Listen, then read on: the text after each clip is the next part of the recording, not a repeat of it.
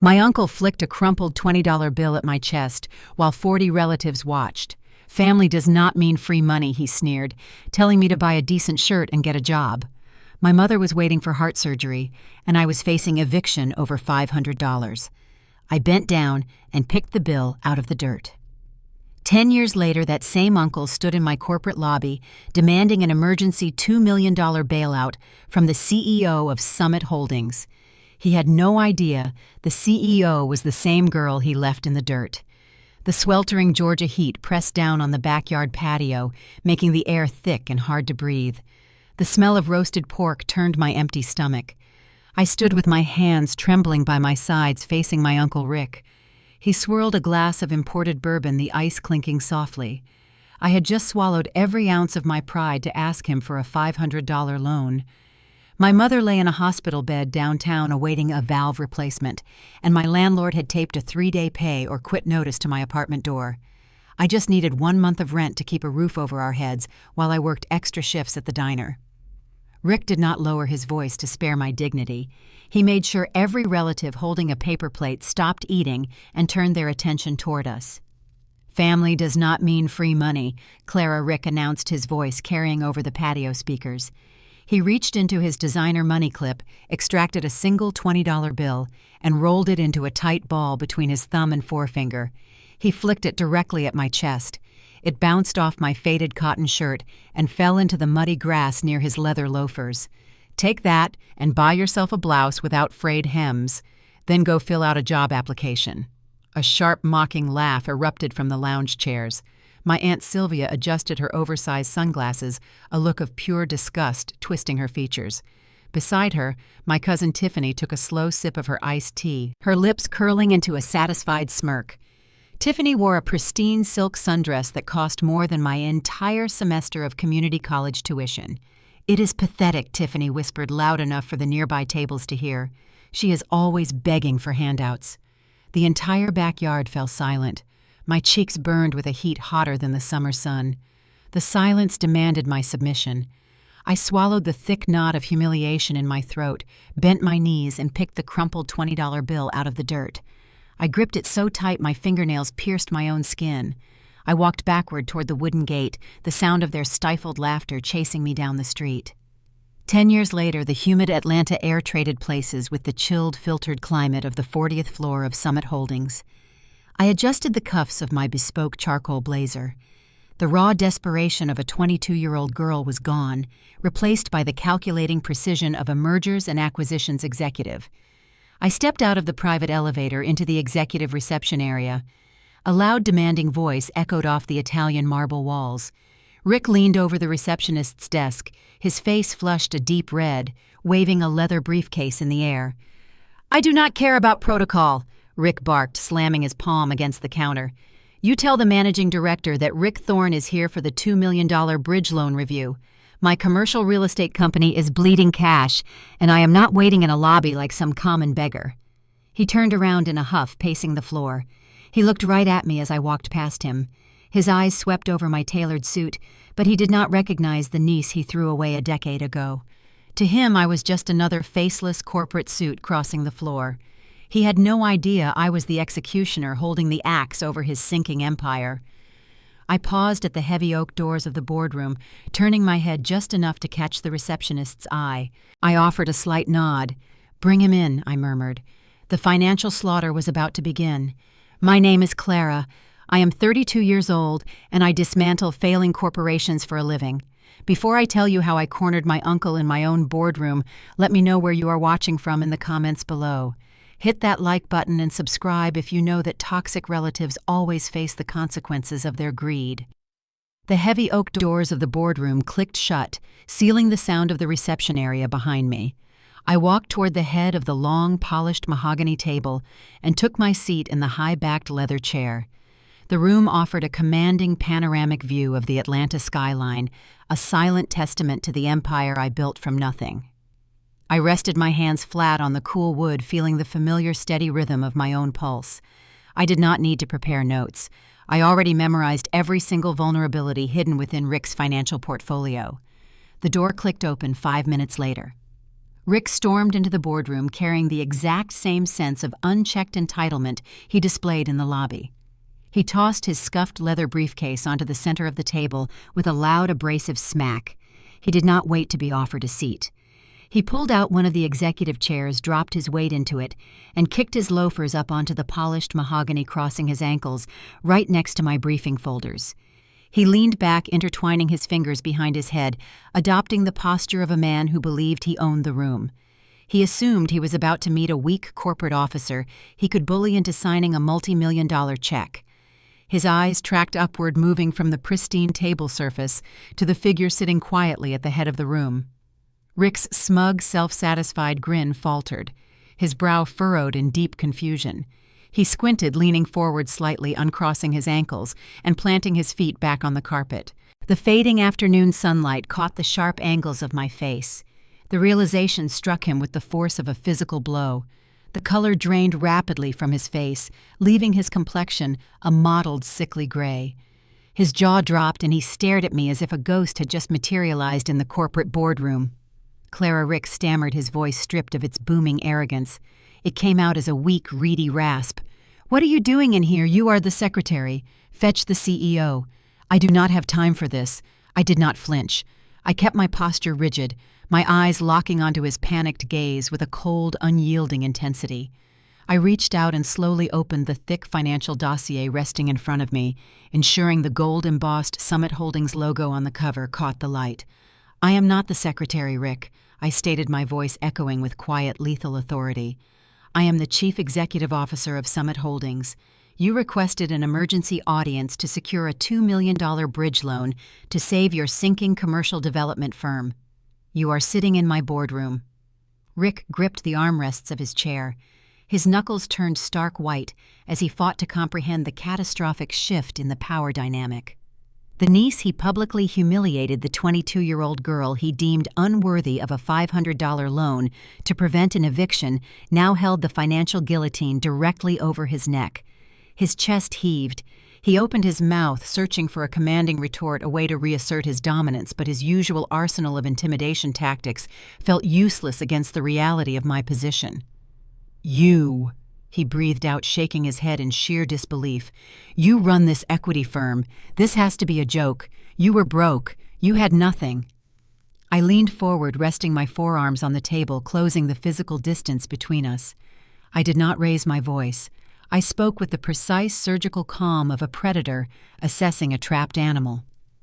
10 years ago, you threw a crumpled $20 bill into the dirt and told me to buy a decent shirt," I recounted, keeping my eyes fixed directly on his.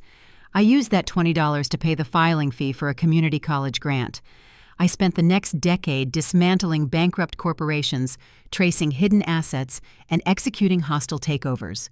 I built this firm while you spent your time over-leveraging your commercial properties to fund a country club lifestyle you could not afford." Rick swallowed hard. The arrogant developer persona evaporated, replaced by the frantic desperation of a man staring down the barrel of total financial ruin. He realized he was not pitching a business proposal to a neutral bank. He was begging for survival from a woman with a 10-year-old score to settle. He shifted his weight, his eyes darting toward the heavy oak doors, calculating his exit strategy. He placed his hands flat on the table, attempting to push himself up from the chair. "This is a conflict of interest," he muttered, his voice trembling slightly. "I am withdrawing my application. I will find financing elsewhere. I am not doing business with you. You are not going anywhere." I commanded, the sharp edge of my tone pinning him to the seat. "The bank's already rejected you, Rick. Your credit utilization is maxed out. Your primary development project is 6 months behind schedule, and your subcontractors are preparing to file liens against the property. You burned through your liquid capital, and you are facing a massive default on your commercial loans by the end of the fiscal quarter. Summit Holdings is the only equity firm in Atlanta willing to entertain a high-risk bridge loan for a toxic asset like yours. If you walk out that door, your company goes into receivership before Thanksgiving." Rick sank back into the leather chair, his shoulders slumping in defeat. The fight drained out of him, replaced by a sullen, bitter realization that he was entirely trapped. He reached out and pulled his briefcase closer to his chest, clutching it like a shield. "What do you want, Clara?" he asked, the words tasting like ash in his mouth. Are you going to deny the loan just to punish me? Are you going to watch my company go under for a $500 grudge? I offered him a slow, razor-thin smile. I am a professional, Rick. I do not let personal grudges interfere with lucrative business opportunities. I am willing to consider extending the $2 million lifeline your company desperately needs. A flicker of hope ignited in his eyes. He leaned forward again, the desperation making him eager to believe I was naive enough to hand him a check based on familial ties. Really, he asked, his voice pitching upward in forced optimism. Clara, I always knew you had a sharp mind for business. We are family. We should support each other. I can guarantee a solid return on this investment. The smile fell from my face, instantly replaced by a mask of absolute unforgiving ice. I picked up my silver fountain pen and tapped it once against the mahogany table. The sharp click echoed like a gunshot. Family does not mean free money, Rick. I recited his own cruel words back to him, savoring the exact moment the hope died in his eyes. Summit Holdings requires strict due diligence for any high-risk capital injection. If you want the $2 million, you will grant my forensic auditing team full unrestricted access to your company ledgers, your offshore holding accounts, and your personal tax returns for the past 5 years. We will conduct a comprehensive, invasive 7-day audit of your entire financial existence. Rick stiffened. A sudden deep panic flashed across his features. The idea of granting an external auditor access to his books terrified him far more than the impending bankruptcy. That is highly unusual for a standard bridge loan, he argued, his voice rising in defensive agitation. You do not need to dig through my personal accounts to evaluate a commercial property asset. My company financials are all you need. I will provide the standard quarterly reports. Standard reports are easily manipulated by desperate men facing foreclosure, I countered smoothly. My terms are non-negotiable. Full access or the loan application is denied, and I call your primary lenders this afternoon to inform them that Summit Holdings declined to bail you out due to severe structural instability. They will accelerate the collection process by the end of the week. Rick stared at me, his chest heaving with trapped fury. He was caught in a vice. He either opened his books to a woman he despised, or he watched the empire he built collapse into dust. The silence stretched thick and suffocating as he weighed his dismal options. He looked at the gleaming skyline outside the window, then back to the immaculate boardroom, realizing he had zero leverage. Fine, he spat the word dripping with venom. You will have access to the digital ledgers by tomorrow morning. But this is a business transaction, Clara. Do not think you own me. I do not want to own you, Rick, I replied, standing up from my chair and closing the dossier. I just want to know exactly what you are hiding.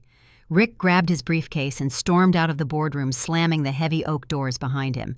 I remained standing at the head of the table, listening to his heavy footsteps fade down the hallway. The psychological trap was set, and the prey took the bait without realizing the depth of the snare. The side door connecting the boardroom to my private executive suite clicked open. Elias stepped into the room. He wore a sharp charcoal suit, his demeanor radiating a calm, predatory intelligence. Elias is my brother-in-law, a brilliant African-American forensic investigator who specializes in uncovering white-collar financial crimes. He moved with the quiet grace of a man who spent his life deciphering the darkest secrets hidden within corporate balance sheets. He walked over to the table and tossed a thin, encrypted tablet onto the mahogany surface. The screen displayed a complex web of financial routing numbers and offshore entity registrations. He took the bait. Elias noted his deep voice, a low, steady rumble. He had no other choice, I replied, staring at the tablet. The banks cut him off. He is desperate enough to believe we are actually considering a bailout. Elias pulled up a secondary document on the screen. He is right to be terrified of an audit, Clara. I ran a preliminary shadow trace on his primary commercial accounts while he was sitting in the lobby. I bypassed the standard credit checks and looked at his raw cash flow. What did you find? I asked, feeling the familiar adrenaline rush of an impending strike. Elias looked at me, his eyes dark and serious. He is not just struggling with a stalled development project. He is bleeding capital at an unsustainable rate.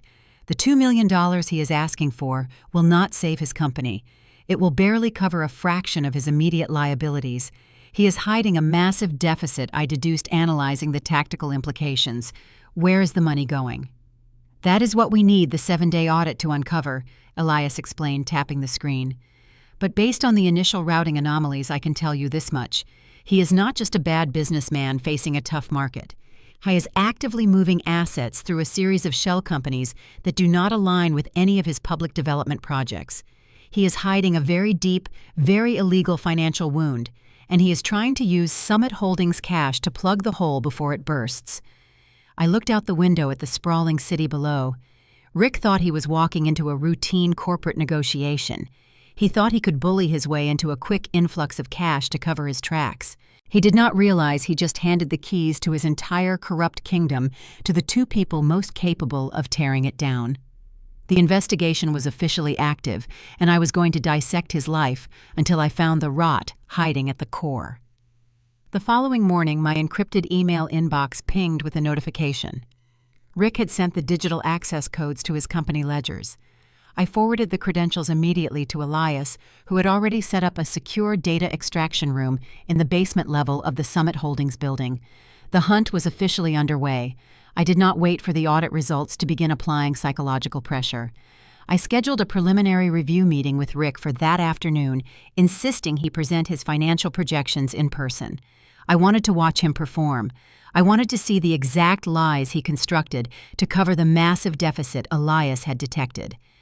Rick arrived at the Summit Holdings boardroom promptly at 2 o'clock. He did not possess the arrogant swagger he displayed the previous day. His shoulders were tense, his posture rigid. He wore a slightly wrinkled suit, indicating he had likely spent the night pacing his office rather than sleeping. He carried a thick, glossy presentation binder, the kind developers use to impress naive investors with colorful architectural renderings and wildly optimistic revenue forecasts. He sat across from me at the mahogany table, forcing a wide, artificial smile that did not reach his eyes. "Clara," he began, his voice dripping with a sickeningly sweet, familiar tone. "I have to say, seeing you sitting behind that desk yesterday took me by surprise. But honestly, I always knew you had a brilliant mind. Your mother always said you were destined for great things. I am incredibly proud of the empire you built here. It is truly remarkable." I kept my face perfectly blank, offering no reciprocal warmth. I steepled my fingers on the desk, waiting for the manipulation to shift into the pitch. Rick cleared his throat, sensing his flattery had hit a solid brick wall. He opened the glossy binder and slid it toward me. He pointed to a high-resolution rendering of a sprawling commercial complex featuring sleek glass facades and manicured pedestrian walkways. "This is the Oak Ridge Commerce Center," Rick announced, his voice taking on the practiced cadence of a seasoned salesman. "It is a prime piece of real estate located in the fastest-growing sector of the northern suburbs. We have secured the zoning permits, completed the initial groundwork, and signed preliminary letters of intent from 3 major anchor tenants. The potential return on investment is staggering." I glanced at the rendering, then looked back at Rick. "If the project is so lucrative, why did your primary lenders halt the construction funding?" A brief flash of irritation crossed his face before he smoothed it away with a practiced sigh. "A minor bureaucratic delay. Clara, you know how conservative the traditional banking sector has become. They got spooked by a slight dip in the quarterly commercial leasing index and temporarily froze our credit line pending a lengthy reassessment. We simply need a $2 million bridge loan to cover the immediate contractor invoices and keep the construction moving until the primary financing unlocks next month. It is a completely secure short-term cash injection. You will see a handsome return on the interest alone." He leaned forward, lowering his voice into a conspiratorial whisper, attempting to forge a bond built on shared blood. "Look, Clara, we had our differences in the past. I admit I was harsh on you when you were younger. But I am offering you a ground-floor opportunity on a project that will define the commercial landscape of this city for the next decade. Families should build wealth together. You provide the bridge loan, and I will ensure Summit Holdings gets priority consideration on all our future development phases. It is a win for everyone." I looked at his eyes. They were wide, frantic, and desperate. He was practically vibrating with the need for me to sign a check. He was painting a picture of a minor cash flow hiccup, hoping I would be blinded by the prospect of a high-yield return and the validation of a powerful relative begging for my help. I slowly closed the glossy presentation binder. I slid it back across the table toward him. "The projections are certainly ambitious, Rick."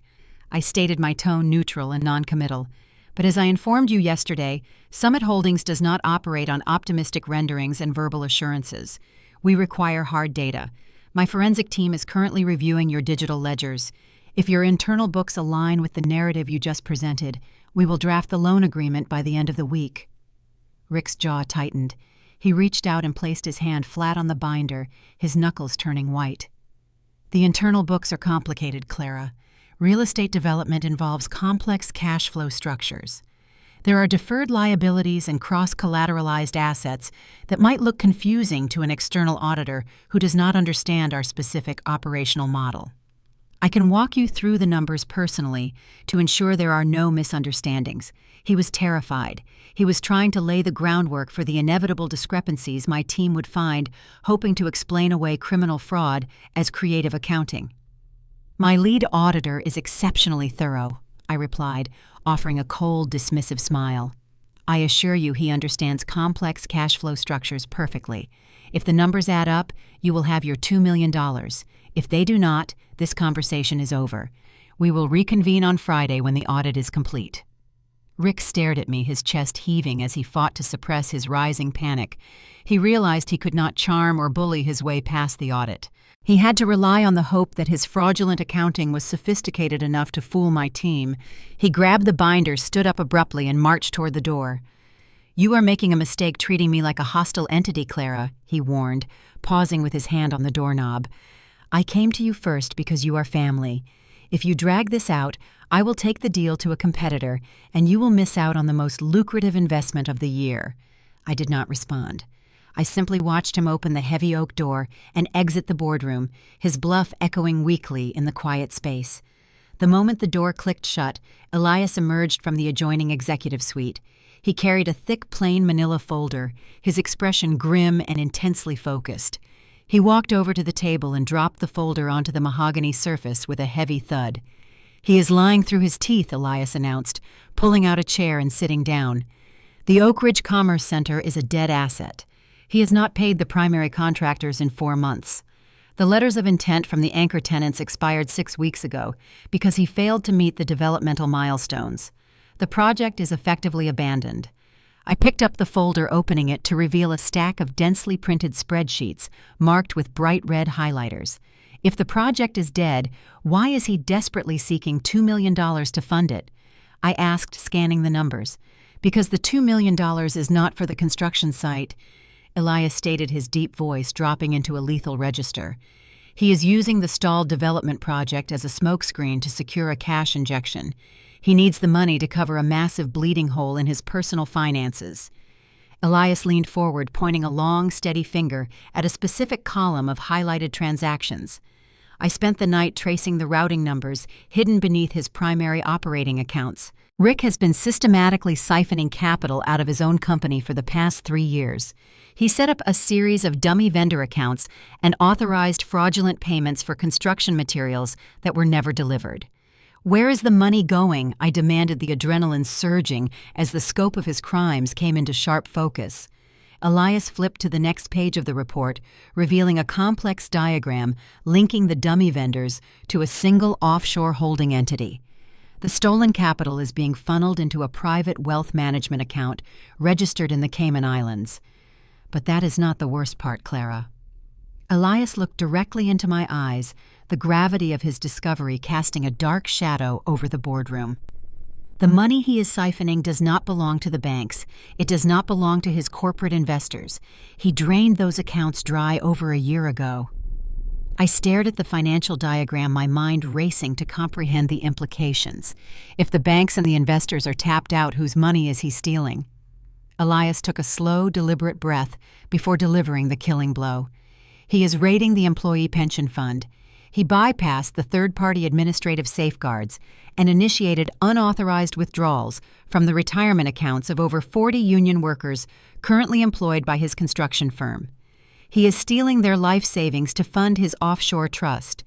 If he does not secure $2 million to replenish the pension fund before the mandatory federal audit, next month the Department of Labor will launch a full criminal investigation. He is not facing bankruptcy, Clara. He is facing decades in federal prison for grand larceny and pension fraud." The air in the boardroom grew thin. The sheer, unadulterated evil of his actions sent a profound chill down my spine. Rick was not just a failing businessman trying to save his company. I was a predator, stealing the futures of the men and women who broke their backs, pouring concrete and laying bricks for his development projects. He was sacrificing their retirement security to maintain his luxury lifestyle, and he had the audacity to walk into my office and demand I fund the cover-up. A quiet, terrifying fury bloomed in my chest. The $20 bill he threw at me 10 years ago was an act of personal cruelty. This was an act of systemic sociopathic destruction. We are not going to deny the loan, Elias. I commanded, my voice devoid of any hesitation. We are going to let him believe he secured the funding. We are going to draw up the contract and let him sign his name on the dotted line. Elias raised an eyebrow, a slow, predatory smile forming on his lips. You want to execute a hostile takeover. I want to completely obliterate his existence, I corrected smoothly. We are going to structure the loan agreement so that the moment he accepts the funds, he legally admits liability for the pension fraud and surrenders total equity control of his entire corporate structure to Summit Holdings. We will use his own greed to legally confiscate his company, restore the stolen pension funds, and hand him directly to the federal authorities with a bow on top. Elias nodded, closing the manila folder. I will begin drafting the contractual trap immediately. We need airtight, impenetrable language. He must not suspect a thing until the ink is dry. The intercom on the boardroom table buzzed sharply, interrupting our planning. My executive assistant's voice came through the speaker, sounding unusually tense. Ms. Tran, I apologize for the interruption, but there is a woman causing a significant disturbance in the main lobby. She claims to be your aunt, and she is demanding to see you immediately. She says it involves an urgent family medical emergency. I looked at Elias. The timing was entirely too perfect. Rick knew he was cornered, and he deployed his next weapon. Send her up, I instructed the assistant, pressing the intercom button. I stood up from the table, smoothing the front of my blazer. The financial audit uncovered the crime, but the psychological warfare was just beginning. Sylvia was about to step into the arena, bringing the toxic family dynamics directly to my doorstep. I was ready to greet her. The relentless Georgia heat of the afternoon gave way to a sultry, humid evening. My sister Sarah and my brother-in-law Elias were hosting their 5th wedding anniversary party at a chic rooftop venue overlooking the glittering Atlanta skyline. The space was filled with the low hum of sophisticated conversation, the clinking of crystal glasses, and the soft strains of a live jazz quartet. It was an elegant private affair intended to celebrate a milestone, a sanctuary carefully curated to exclude the toxic branches of our extended family. We had successfully maintained that boundary for years until the elevator doors opened and Tiffany stepped out. Rick's daughter, the golden child who had smirked as her father threw a $20 bill at me a decade ago, marched onto the rooftop terrace. She wore a sequined, aggressively bright fuchsia cocktail dress that clashed violently with the understated elegance of the gathering. She did not bring a gift. She did not offer a polite greeting. She arrived with the singular malicious intent of a saboteur dispatched to assert dominance. I stood near the open bar nursing a glass of sparkling water and watched the disruption unfold. Tiffany bypassed the catering staff and moved directly into the center of the crowd, her voice artificially loud and carrying a shrill, grating pitch designed to command attention. She spotted a group of Sarah's colleagues from the hospital where she worked as a pediatric surgeon. Tiffany smoothly inserted herself into their circle, holding a glass of cheap Prosecco she had snatched from a passing tray. "It really is a lovely little party," Tiffany announced, waving her hand dismissively at the expensive floral arrangements. "But honestly, I am surprised Sarah could afford it. We have been so worried about Clara's little finance firm lately." The conversation around her halted. The pediatricians exchanged confused, uncomfortable glances. I set my glass down on the marble bar top, my jaw tightening. Tiffany was executing her father's psychological warfare, attempting to undermine my professional credibility in front of my sister's guests. "It is such a tragedy," Tiffany continued, ensuring her voice projected across the terrace. "Summit Holdings is practically insolvent. Clara had to come begging to my father this morning, pleading for a joint venture to save her company from total bankruptcy. My dad is such a generous man, he is actually considering bailing her out just because we are family." A collective awkward silence descended upon the nearby guests. They knew the reality of my success, but the sheer delusional audacity of the lie left them momentarily paralyzed. Tiffany thrived in that uncomfortable silence, mistaking their shock for awe. She spun around seeking her next target and locked eyes with my sister. Sarah was standing near the edge of the terrace, looking breathtaking in a custom-designed ivory silk evening gown. She was laughing at a joke Elias had just told her, hand resting affectionately on his arm. Tiffany zeroed in on their joy with the precision of a heat-seeking missile. She marched purposefully across the wooden decking, her stilettos clicking sharply. As she approached Sarah, Tiffany feigned a sudden dramatic stumble. She lurched forward, throwing her arms out in a manufactured display of clumsiness. The glass of dark red Prosecco tipped violently, sending a wide, staining splash of crimson liquid directly onto the bodice of Sarah's pristine ivory silk gown. "Oh my God, I am so incredibly clumsy," Tiffany gasped, pressing a hand to her mouth in mock horror. The performance was nauseatingly transparent. She did not reach for a napkin or offer an apology. She stood back admiring the ruining stains spreading across the expensive fabric. Sarah gasped, stepping backward, her hands hovering helplessly over the ruined silk. The joyful atmosphere of the anniversary party evaporated, replaced by a tense, suffocating outrage. "Well, it is just a dress," Tiffany sneered, dropping the pretense of an accident. Her eyes flicked toward Elias, her lip curling into a look of profound, racist contempt. "You can always buy another one, assuming Elias managed to secure a decent bonus this year. It must be so difficult relying on an accountant's salary, especially when his kind usually struggles to climb the corporate ladder.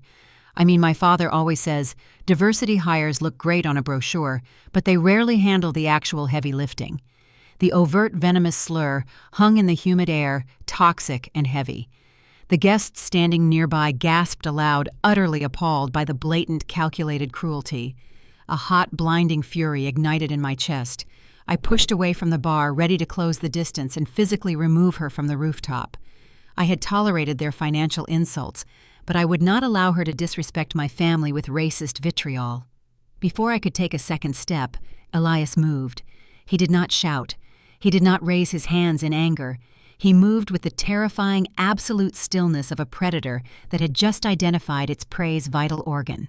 He stepped smoothly in front of Sarah, shielding her from Tiffany's toxic presence.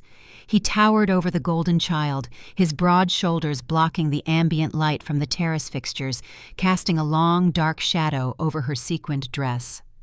Elias leaned forward, bending his head so his mouth was merely inches from Tiffany's ear. He did not yell for the crowd to hear. He delivered his retaliation with a quiet, lethal precision designed exclusively for her destruction. "I am going to tell you a few numbers," Tiffany Elias murmured, his deep voice a smooth, terrifying rumble, "and you are going to listen very carefully." Tiffany's arrogant smirk faltered. She attempted to take a step back, intimidated by his physical proximity and complete lack of emotional reaction, but the edge of a heavy planter box blocked her retreat. "Your primary checking account at SunTrust Bank is currently overdrawn by $4,212. Elias recited his tone, surgical and cold. "Your Platinum American Express card is maxed out at $38,000, and the bank initiated collections proceedings 3 days ago because you missed the last 4 minimum payments." Tiffany's face drained of all color, transforming her complexion into a sickly, chalky white. Her mouth opened, but no sound emerged. She stared at Elias, her eyes wide with sheer, unadulterated panic. He was reading her most guarded, humiliating secrets back to her with flawless accuracy. And finally, Elias continued his voice, dropping even lower, ensuring the final blow severed her vocal cords completely. "You secretly borrowed $60,000 against the equity of your father's secondary commercial property to fund your luxury lifestyle, utilizing a forged authorization signature that you secured through your mother. If your father discovers you encumbered his already failing assets, or if the fraud department at SunTrust investigates the signature, you will be facing federal forgery charges before your next shopping trip." Tiffany stopped breathing. The confident, malicious saboteur disintegrated entirely. She looked like a terrified child caught standing over a shattered vase. She realized she was not dealing with a passive target she could bully with racist slurs. She had just insulted a forensic investigator who possessed the capability to obliterate her entire existence with a single phone call. Now, Elias concluded, straightening his posture and adjusting his tailored suit jacket with deliberate calm, "You are going to turn around, walk to the elevator, and leave this building. If you ever speak to my wife again, or if you utter my name in public, I will forward the documentation of your forged loan directly to the fraud division of your bank.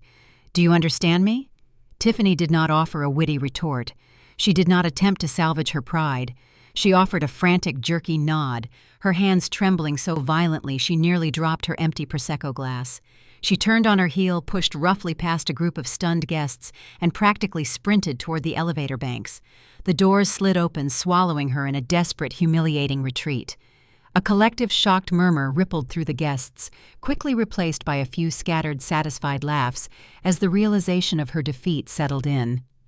Sarah let out a long, shuddering breath, resting her head against Elias's shoulder. He wrapped a protective arm around her waist, offering her a quiet, reassuring kiss on the forehead. I walked over, handing Sarah a clean napkin dipped in club soda from a passing waiter's tray. She offered me a grateful, exhausted smile, dabbing at the ruined silk. "That was an impressive tactical strike," I said, looking at Elias. Elias did not smile. The protective husband vanished, replaced instantly by the lead auditor. His eyes were dark, serious, and entirely focused on the mission. He stepped away from the crowd, gesturing for me to follow him toward the quiet, shadowed corner of the terrace near the glass railing. "I did not pull those numbers just to intimidate her," Clara Elias said, his voice dropping into a hushed, urgent whisper. "When I traced the forged loan Tiffany took out against Rick's secondary property, I uncovered the source of the capital he is desperately trying to hide." I crossed my arms, the humid night air suddenly feeling very cold. "What did you find?" Elias looked out over the sprawling city lights, the illumination reflecting in his eyes. "The $2 million he is begging you for is not to save a stalled commercial development. The project is completely dead. The banks cut his funding months ago. He is not facing a simple default." Elias turned to face me, delivering the catastrophic truth. "Rick has been systematically siphoning money from his own company to fund his wife and daughter's luxury lifestyle. When the banks froze his credit, he panicked. He bypassed the third-party administrative safeguards and initiated massive unauthorized withdrawals from the retirement pension fund of his own construction workers." The air in my lungs froze. The scale of the deception shifted rapidly from a domestic dispute into something far more sinister. "He is stealing their life savings," I asked, dreading the answer. "He is raiding the pension fund." Elias confirmed, his tone razor sharp. "He transferred the stolen capital into a series of dummy vendor accounts and funneled it offshore. He needs your $2 million to replenish the pension fund before the mandatory federal audit next month. If he does not replace the money, the Department of Labor will launch a full criminal investigation. He is facing decades in federal prison for grand larceny and pension fraud." I stared at the glittering skyline, my mind racing to comprehend the implications. The man who threw a $20 bill at me and told me to get a job was stealing the retirement security of the men who broke their backs pouring concrete for his buildings. He was sacrificing their futures to buy his daughter sequined dresses and silence his mounting debts. He is going to pay for this. I vowed, a cold, unfamiliar sense of power blooming in my chest. "He is," Elias agreed, his expression grim. But the situation just became incredibly volatile. "Tiffany will undoubtedly run back and tell her parents that I know about her forged loan. Rick and Sylvia will realize we are actively auditing their accounts. They will panic. The moment they feel the net closing, they will launch a desperate, destructive counterattack. We need to lock down the evidence tonight before they start shredding documents." I looked back at the party where Sarah was laughing again with her colleagues, the stained dress forgotten in the warmth of the celebration. The lines were drawn. The enemy was exposed. The psychological warfare was over, and the legal demolition was about to begin. The festive atmosphere of the Rooftop anniversary party faded into the sterile, quiet hum of the Summit Holdings executive suite. I authorized emergency after-hours access for Elias, bypassing the standard security protocols to secure the data extraction room. We traded champagne flutes for black coffee, the harsh fluorescent lights banishing any remaining sense of celebration. The digital hunt required absolute focus. Elias connected his heavily encrypted drive to the secure server array. The monitors flickered to life, displaying lines of raw, unformatted financial data extracted from the servers of Rick's commercial development firm. It was a chaotic, sprawling mess of numbers deliberately tangled to confuse standard accounting software. Rick had structured his books like a labyrinth designed to exhaust any auditor who dared to look too closely. We spent the next 6 hours dissecting the labyrinth. I traced the operational cash flow matching the incoming revenue from his few active properties against his outgoing vendor payments. Elias utilized his specialized forensic software to flag anomalies, hunting for the structural inconsistencies that always betray a fraud scheme. The deeper we dug, the darker the reality became. Rick was not a victim of a sudden economic downturn. He was the architect of his own destruction, and he had built his failing empire on a foundation of sheer sociopathic greed. "Look at this sequence," Elias instructed, pointing a laser pointer at a cluster of transactions time-stamped 14 months ago. He highlighted a series of substantial withdrawals originating from a highly regulated custodial account. I leaned closer to the monitor, my eyes scanning the ledger designations. The account was flagged as the primary repository for the employee pension fund. Over 40 union workers, carpenters, electricians, and heavy machinery operators who spent decades building Rick's commercial properties relied on that specific account for their retirement security. He initiated a series of manual overrides, Elias explained, his deep voice thick with disgust. He bypassed the third-party administrative safeguards by utilizing his executive authority as the plan sponsor. He drafted fake internal memos citing emergency portfolio reallocation to authorize the transfers. "Where did the money go?" I asked, the sickening realization settling in my stomach. Elias switched to a secondary screen displaying a complex routing diagram. The stolen pension capital was funneled directly into a domestic shell company registered under the name Apex Vanguard Solutions. From there, it was broken down into smaller, less conspicuous wire transfers to avoid triggering automated federal banking alerts. I pulled up the corporate registry database and ran a search on the shell company. The entity was formed precisely 14 months ago, aligning perfectly with the onset of the pension withdrawals. I clicked on the principal officer information, fully expecting to see Rick's name or the name of a hired proxy. The screen loaded, revealing the listed managing director, Sylvia Thorne, my aunt, the woman who stood in the backyard and laughed while her husband threw a crumpled $20 bill at me. She was not just a passive beneficiary of her husband's crimes. She was an active registered co-conspirator. The stolen funds were routed through Sylvia's shell company and deposited directly into her personal checking accounts, I stated, reading the damning financial trail.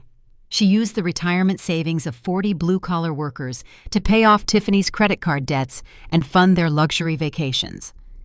Elias nodded grimly. "And now the well is dry. The pension fund is critically undercapitalized. The Department of Labor mandates an independent annual audit for all employer-sponsored retirement plans. That audit is scheduled for the end of this fiscal quarter. If the investigators discover the missing capital, Rick and Sylvia will face a federal indictment for grand larceny wire fraud and severe violations of the Employee Retirement Income Security Act. They are staring down decades in a federal penitentiary. I concluded the sheer magnitude of their legal exposure coming into sharp focus. That is why he stormed into my office demanding a $2 million bridge loan. He is not trying to save a stalled commercial development. He is trying to plug the gaping hole in the pension fund before the federal auditors arrive. He wants me to finance the cover-up of his federal crimes. A profound, icy fury replaced the adrenaline in my veins. The audacity was breathtaking. Rick had spent his entire life belittling me, mocking my struggles, and treating me like an unwelcome burden. Now, facing the catastrophic consequences of his own arrogance, he expected me to blindly hand over millions of dollars to save him from a prison sentence he entirely deserved. "We are not going to decline the loan application." "Elias," I commanded, my voice dropping into a lethal, uncompromising register. "If we simply reject him, he will find another desperate victim or flee the jurisdiction before the Department of Labor uncovers the theft. The workers will lose their life savings permanently." Elias looked at me, a slow, predatory understanding forming in his eyes. "You want to execute a hostile takeover. I want to legally dismantle his existence," I corrected smoothly. "We are going to draft the bridge loan agreement. We will include a specialized non-negotiable clause buried deep within the financial covenants. By signing the agreement and accepting the capital, Rick will formally acknowledge his personal liability for the pension deficit, and he will surrender total equity control of his entire corporate structure to Summit Holdings as collateral. We use his desperation against him. Elias agreed, the tactical brilliance of the plan settling in. We secure the company, replenish the pension fund using the remaining liquidated assets, and hand the signed admission of guilt directly to the federal authorities. I reached for my legal pad to begin drafting the trap, but the sharp, urgent buzzing of the executive intercom shattered the intense focus in the room. I hit the speaker button. "Yes, Ms. Tran," my night security supervisor's voice came through sounding tense and unusually rushed. "I apologize for the interruption, but there is a situation developing in the main lobby. A woman identifying herself as Sylvia Thorne is demanding immediate access to your office." At 3 in the morning, I asked, exchanging a sharp glance with Elias. The enemy had realized the perimeter was breached. Tiffany had undoubtedly run home after the anniversary party and confessed that Elias possessed her financial records. Rick and Sylvia knew we were hunting them. "She is highly agitated, ma'am," the security supervisor continued. "She bypassed the exterior checkpoint by tailgating a cleaning crew. We intercepted her at the elevator banks. She is refusing to leave the premises. She claims she possesses highly sensitive confidential documents regarding your family, and she is threatening to contact the financial press if you do not grant her an audience." The threat was clear, calculated, and desperate. Sylvia was attempting to leverage an unknown piece of information to force my hand, hoping to secure the $2 million through blackmail before I could finalize the audit. Elias stood up, adjusting his suit jacket, preparing to intervene. "I will have security escort her off the property. We do not negotiate with cornered animals." "No," I countered, my mind racing through the strategic implications. "If we throw her out, she will escalate the threat to the media, creating a public relations nightmare right before Summit Holdings launches our new acquisition fund. She wants a confrontation. We will give her an audience." I pressed the intercom button again. "Send her up to my office. Ensure security escorts her to the door and remain stationed in the hallway." Elias frowned, clearly unhappy with the decision. "Clara, she is dangerous right now. She knows the federal audit is looming. She has nothing left to lose." "I know," I replied, standing up and smoothing my blazer. "But I need to know exactly what kind of ammunition she thinks she is holding. We cannot build a flawless trap if we do not know all the weapons in her arsenal." I walked out of the extraction room and headed down the quiet, dimly lit hallway toward my primary executive office. The silence of the empty building felt heavy, charged with the impending collision. I took my seat behind the massive mahogany desk, folding my hands neatly on the leather blotter, projecting an aura of absolute unbothered authority. 5 minutes later, the heavy oak door swung open. Sylvia marched into my office. She did not wear the elegant, curated resort wear she usually favored. She wore a dark trench coat hastily thrown over a silk blouse, her hair slightly disheveled. The polished, aristocratic facade had completely cracked, revealing the frantic, vicious predator lurking beneath. She stopped in front of my desk, her chest heaving as she glared at me. She reached into her coat pocket and pulled out a thick, sealed manila envelope, heavily worn around the edges. She slammed it down onto my desk with a loud, aggressive smack. "You think you are so incredibly smart, Clara?" Sylvia sneered, her voice dripping with venomous contempt. "You think you can send your little accountant husband to bully my daughter and dig through our private lives without consequences. You think sitting behind this expensive desk makes you untouchable." I did not flinch. I kept my eyes locked on hers, my expression entirely neutral. "Good evening, Sylvia. I see you decided to skip the pleasantries. What exactly is the purpose of this late-night visit?"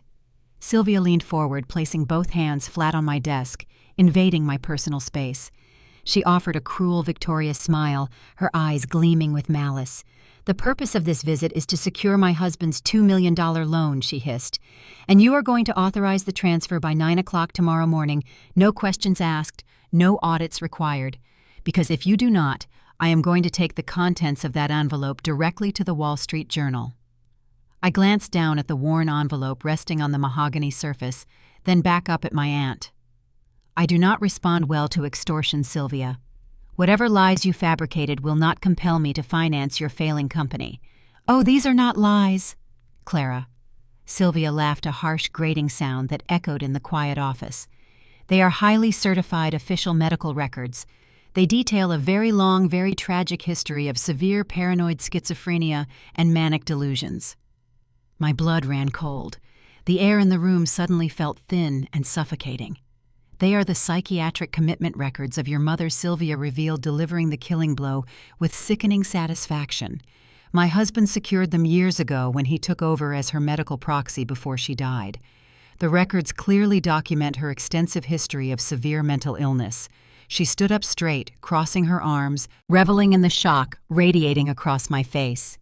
Summit Holdings is preparing for a massive public offering next month, is it not?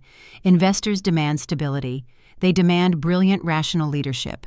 How do you think the market will react when they discover the CEO possesses a direct, documented genetic link to severe, untreated schizophrenia? They will scrutinize every decision you make. They will question your stability. Your board of directors will panic, and your stock price will plummet before it even hits the market. The sheer, unadulterated evil of her threat paralyzed me for a fraction of a second. She was willing to drag my deceased mother's painful private medical history through the merciless arena of the financial press, destroying a dead woman's dignity solely to extort the money required to cover up their own federal crimes. "You sign the loan agreement tomorrow morning," Sylvia commanded, her tone ringing with absolute arrogant certainty, "or I destroy your reputation, your company, and your mother's memory. The choice is yours, Clara." She turned on her heel and walked out of the office, the door clicking shut behind her. I sat alone in the quiet room, staring at the manila envelope. The extortion was brutal, but Sylvia had made a catastrophic tactical error. She revealed her only weapon, assuming it would force my submission. She did not realize she had just handed me the final piece of evidence I needed to justify their total, merciless destruction. The heavy mahogany door to my executive suite did not just open. It was shoved inward, the brass handle striking the wall protector with a dull, heavy thud. Sylvia marched across the threshold. The polished, aristocratic veneer she usually wore to country club luncheons had fractured. Her silk blouse was wrinkled at the collar, and her breathing was shallow and uneven. She did not wait for a greeting. She did not ask for permission to enter my workspace. She closed the distance between the door and my desk in a few sharp strides. She reached into the pocket of her trench coat and pulled out a thick, weathered manila envelope. The edges were frayed and torn, the paper yellowed with age. She slammed it down onto the center of my leather desk blotter. The impact sent a few loose sheets of paper sliding out onto the polished wood. I kept my hands folded neatly in my lap. I did not flinch at the sudden noise. I lowered my gaze to the documents spilling from the torn envelope. The clinical black ink header belonged to a state psychiatric facility that had been closed for over 15 years. Printed just below the hospital seal in faded dot matrix type was my mother's full legal name. "You think you hold all the cards?" "Clara." Sylvia sneered, her voice dropping into a raspy, venomous register. "You sit up here in your glass tower sending your accountant brother-in-law to dig through my daughter's credit card statements. You think you can audit my husband and back us into a corner. You are wrong." I looked at the top page of the medical file. It was a comprehensive diagnostic report. The text detailed a grueling, tragic battle with paranoid schizophrenia, outlining involuntary inpatient holds and severe depressive episodes. They were the darkest, most painful chapters of my mother's life. She spent her final years fighting a relentless illness without a shred of support from her brother Rick. Now that same brother and his wife were parading her suffering as a negotiation tactic. "My mother's medical history is a private record," I stated, keeping my tone perfectly level, devoid of the outrage she was desperate to provoke. "How did you obtain these files?" "Sylvia Rick secured them over a decade ago." Sylvia boasted a cruel, victorious light dancing in her eyes. He was listed as her emergency medical proxy right before she passed. He always knew keeping a hard copy of her institutional records might prove useful. We just kept them locked in a safe, waiting for a rainy day. She leaned forward, pressing her manicured fingers against the edge of my desk. The scent of her floral perfume mixed poorly with the nervous sweat glistening on her forehead. "Summit Holdings is filing for an initial public offering at the end of the quarter." Sylvia continued, demonstrating that she had done her own desperate research. You are preparing to ring the bell on Wall Street and ask institutional investors to pour hundreds of millions of dollars into your firm. The financial markets require unshakable leadership, Clara. Institutional investors despise volatility. They flee at the slightest hint of instability. I remained motionless, letting her lay out the architecture of her extortion.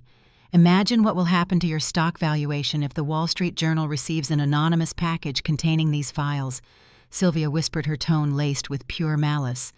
Imagine the financial press running a front-page feature detailing the severe genetic history of paranoid schizophrenia running directly through the bloodline of Summit Holdings' brilliant chief executive officer. The analysts will question your erratic decisions. Your board of directors will demand independent psychological evaluations. Your investors will pull their capital before the opening bell even rings. The air in my office grew thin. The sheer depravity of her strategy required a moment to fully process. She was not begging for a loan to save her husband's failing construction business. She was executing a calculated, ruthless blackmail scheme. She was willing to desecrate the memory of a dead woman dragging a painful legacy of mental illness through the merciless arena of the financial press, all to fund a lavish lifestyle built on stolen pension money. I felt my heart rate slow down, settling into a steady glacial rhythm. The anger burning in my chest bypassed typical human fury and transformed into a chilling, absolute clarity. I did not reach out and tear the medical files to pieces. I did not raise my voice or summon the building security team to drag her out of the lobby. Any emotional outburst would only validate her belief that she held a winning hand. "What is your demand, Sylvia?" I asked, my voice carrying the crisp, detached cadence of a routine business transaction. Sylvia stood up straight, her chest puffing out as she savored her perceived victory. "You are going to authorize the $2 million bridge loan my husband requested. You are going to draft the check tonight, and you are going to clear the funds by 9 o'clock tomorrow morning. There will be no forensic audits. There will be no oversight into Rick's commercial properties. You will hand over the capital, no questions asked, or these files go to the press before lunch." She crossed her arms, a smug, satisfied smirk settling onto her face. She truly believed she had cornered a titan of the mergers and acquisitions industry. She thought the threat of public embarrassment would force me into immediate submission. She did not realize that a forensic auditor views every threat as a data point, and she had just handed me the final variable needed to complete an execution. I looked down at my mother's faded medical records one last time. I remembered the cold nights in our cramped apartment, the fear, the unpaid bills, and the way Rick turned his back on his own sister when she needed him most. He abandoned her to the illness, only to steal her private agony and use it as a weapon against her daughter. I reached my hand across the mahogany desk and pressed the silver button on my executive intercom console. "Yes, Ms. Tran." The voice of my night shift executive assistant crackled through the speaker, crisp and alert. "Please contact the legal drafting department," I instructed, my eyes locked directly onto Sylvia's face. "Tell them I need an emergency contract drawn up immediately. Title the document Investment Partnership Agreement. Set the principal disbursement amount at $2 million allocated to Rick Thorne's commercial development entity." Sylvia let out a short, triumphant breath. Her shoulders relaxed, and the smug smile widened, stretching across her face. She believed she had broken my will in less than 5 minutes. She thought her venomous ultimatum had secured her family's stolen fortune. "Have the legal team expedite the drafting process." I continued, my voice betraying zero emotion. "I want the final hard copies printed and bound for signature by the end of the week. Send the preliminary term sheet to my inbox for review." "Understood, Ms. Tran. The legal team will begin immediately." The intercom clicked off, returning the office to a heavy, loaded silence. I folded my hands back in my lap and offered my aunt a polite, vacant smile. "The paperwork will be ready shortly. You and Rick will have your investment partnership. I suggest you both attend the upcoming charity gala this weekend. We can finalize the arrangements and discuss the transfer timeline there." Sylvia reached out and snatched the torn manila envelope off my desk, haphazardly shoving my mother's medical records back inside. She tucked the extortion material securely under her arm, her posture radiating arrogant superiority. "I knew you would see reason," Clara Sylvia sneered, turning on her heel to face the door. "Family always finds a way to support each other when the stakes are high enough. Just make sure the funds clear on time. I would hate for any unfortunate news to disrupt your little stock market debut." She did not wait for a response. She walked out of the executive suite, her heels clicking a victorious rhythm down the corridor. The heavy oak door shut behind her, sealing me alone in the quiet office. I did not move for several long moments. I sat in the dim light, allowing the silence to wash over the room. Sylvia walked out of this building convinced she had successfully blackmailed a CEO. She thought the title investment partnership agreement meant a capitulation. She lacked the financial literacy to understand that in the realm of high-stakes corporate acquisitions, the title of a contract rarely reflects the lethality of its clauses. The door to the adjoining extraction room opened softly. Elias stepped into my office holding a fresh cup of black coffee. He walked over to my desk and set the mug down, his expression grim. He had listened to the entire exchange through the internal security feed. She just crossed a line that cannot be uncrossed. Elias noted, his deep voice a low rumble in the quiet room. "Weaponizing your mother's psychiatric history to cover up a federal pension theft is a new level of depravity even for them." I picked up the coffee mug, letting the heat seep into my cold palms. "She thinks the contract I just ordered is a surrender," I said, taking a slow sip. Elias pulled up a chair and sat across from me, a dark, predatory focus settling over his features. "We both know you are not handing them $2 million, Clara. So what exactly is the legal department drafting right now?" "They are drafting a Trojan horse," I replied, setting the mug down.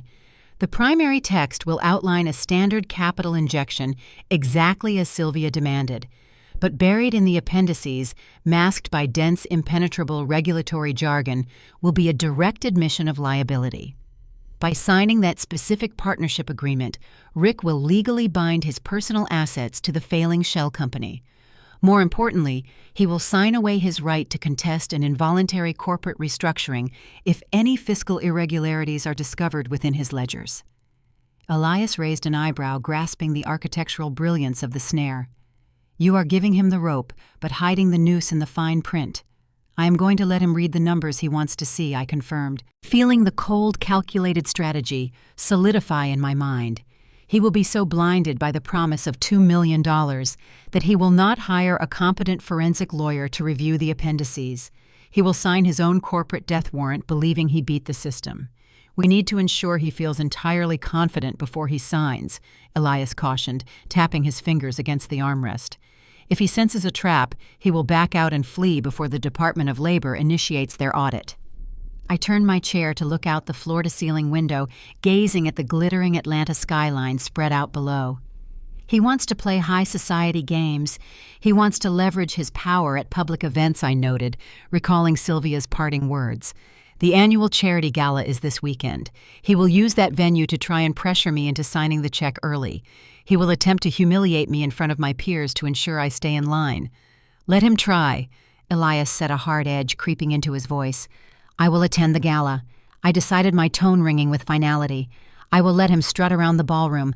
I will let him drink expensive champagne and mock me to his investors. I will give him the grandest stage possible to display his arrogance. Because while he is busy boasting to the crowd, we will finalize the hidden clauses of his execution." Sylvia thought she was digging my grave tonight. She did not realize she just handed me the shovel to bury them both. The following Saturday evening, the humid Georgia air hung heavy outside the doors of the Biltmore estate. Inside the grand ballroom, the atmosphere was a suffocating blend of expensive floral arrangements, clinking crystal, and the relentless hum of high society networking. This annual charity gala was the premier event for Atlanta's corporate elite, a crowded arena where multi-million-dollar deals were brokered over plates of seared scallops. I wore a tailored midnight blue evening gown, keeping my accessories minimal. I did not need diamonds to project power. I only needed patience. I stood near a towering ice sculpture, nursing a glass of sparkling water, observing the room. Elias stood a few feet away, engaged in a quiet conversation with a senior partner from a rival accounting firm. His posture was relaxed, but his dark eyes constantly scanned the crowd, operating with the vigilant intensity of a bodyguard. A sudden shift in the ambient noise drew my attention toward the main entrance. Rick and Sylvia made their grand entrance. They did not arrive quietly. They swept into the ballroom like conquering royalty, demanding the attention of every guest within a 50-foot radius. Sylvia wore a shimmering gold dress that caught the harsh light of the chandeliers, her neck draped in heavy, ostentatious jewels paid for by the stolen retirement funds of blue-collar workers. Rick walked beside her, his chest puffed out a smug, self-satisfied grin plastered across his face. They were not alone. Trailing closely behind them was a tall, older man with a shock of white hair wearing a sharp, custom-tailored tuxedo. He carried himself with the quiet, bored arrogance of a man who possessed generational wealth. Rick spotted me standing by the ice sculpture almost immediately. His eyes lit up with malicious glee. He did not veer away to avoid an awkward encounter. He adjusted his suit jacket, placed a heavy hand on the older man's shoulder, and steered his small entourage directly through the crowd toward my position. "Clara!" Rick boomed his voice, carrying over the string quartet playing in the background. Several nearby executives paused their conversations, turning their heads to watch the interaction. Rick thrived on the audience. "It is so wonderful to see you out of the office for once. You really need to socialize more if you want Summit Holdings to survive its first public offering." I offered a tight, perfectly calibrated smile. "Good evening, Rick." "Sylvia." "I hope you are enjoying the gala." Sylvia offered a dismissive little wave, her eyes performing a critical, top-to-bottom inventory of my simple gown. "It is a lovely little gathering, Clara, though I am surprised you found the time to attend, given how desperately your firm is trying to secure new capital lately." The insult was designed to provoke a defensive reaction, aiming to humiliate me in front of the eavesdropping executives. I did not take the bait. I maintained my serene expression, refusing to validate her petty high school tactics. Rick stepped forward, pushing the older gentleman into the spotlight. "I want to introduce you to someone very important, Clara. This is Harrison Vance. He is a prominent angel investor visiting us all the way from Chicago. Harrison and I have been discussing some incredibly lucrative opportunities regarding my upcoming commercial development projects." Harrison Vance offered a curt, unenthusiastic nod, barely acknowledging my presence. He looked like a man who was merely indulging a loud, obnoxious tour guide. Rick leaned in closer, dropping his voice into a stage whisper meant to be heard by everyone within earshot. "Harrison is extremely interested in the Oak Ridge Commerce Center. He is ready to write a check that will fully fund the next 3 phases of construction." I told him we already had a preliminary discussion regarding a partnership, but honestly, Clara, the terms he is offering are far more aggressive than anything a boutique firm like Summit Holdings could manage. The strategy was painfully transparent. Rick was executing a classic, desperate pressure tactic. He paraded a fake investor in front of me, attempting to trigger a sense of scarcity. He wanted me to panic, believing I was about to lose a high-yield investment to a wealthy competitor. He expected me to beg for the contract, hoping I would fast-track the $2 million disbursement before he took his imaginary business to Chicago. "That sounds like a remarkable opportunity, Rick," I replied, my voice smooth and untroubled. Competition in the commercial sector is always a positive indicator of market health. I wish you the best of luck with Mr. Vance's negotiations. Rick's smug smile faltered. He expected a frantic counteroffer, a desperate plea to keep the deal in-house. My total lack of concern threw him off balance. He gripped his crystal whiskey glass tighter, his knuckles turning white. He decided to escalate, abandoning the fake investor tactic in favor of direct public humiliation. "You always did lack vision." Clara, Rick sneered, his volume rising, ensuring the executives standing nearby caught every word. "Even when you were a teenager begging for handouts in my backyard, you never understood how real wealth is built. You think playing with spreadsheets makes you a titan. But when it comes to actual tangible assets, you choke. You are too scared to pull the trigger on a real deal. It is pathetic, really. You have all this corporate authority, but you still operate with the mindset of a frightened, impoverished little girl." The executives standing nearby exchanged uncomfortable, wide-eyed glances. The blatant, aggressive disrespect directed at a CEO in a public setting was shocking. The atmosphere around our small circle grew suffocatingly tense. I took a slow, deliberate sip of my sparkling water. The carbonation burned pleasantly against the back of my throat. I looked at the man who had stolen millions from his own employees, a man who was currently facing federal prison, standing in a ballroom trying to lecture me about building wealth. The irony was so profound it bordered on comedy. Prudence is often mistaken for fear by those who operate on borrowed time, Rick. I countered softly, my tone carrying a chilling, razor-sharp edge. Summit Holdings evaluates risk meticulously. We do not rush into partnerships without understanding the full scope of the liabilities involved. Some investments are simply too toxic to touch, no matter how attractive the exterior appears. Rick's face flushed a deep, angry crimson. He opened his mouth to deliver another insult, but Sylvia quickly grabbed his arm, her manicured nails digging into his tuxedo sleeve. She recognized the dangerous undertone in my voice. She knew I held her blackmail material, and she did not want Rick pushing me into a public retaliation. "Come along, Richard," Sylvia interjected, forcing a bright, artificial laugh. "We need to introduce Harrison to the zoning commissioner before dinner is served. We cannot waste our entire attempting to educate the unteachable." Sylvia shot me a venomous warning glare, a silent reminder of the medical records currently sitting in her possession. She tugged Rick away, leading him and their silent prop investor toward the far side of the ballroom. I watched them disappear into the crowd, my expression remaining perfectly blank. The sheer audacity of their performance was staggering, but it confirmed my strategy. They were arrogant, desperate, and entirely convinced they held the upper hand. They were charging blindly toward the trap.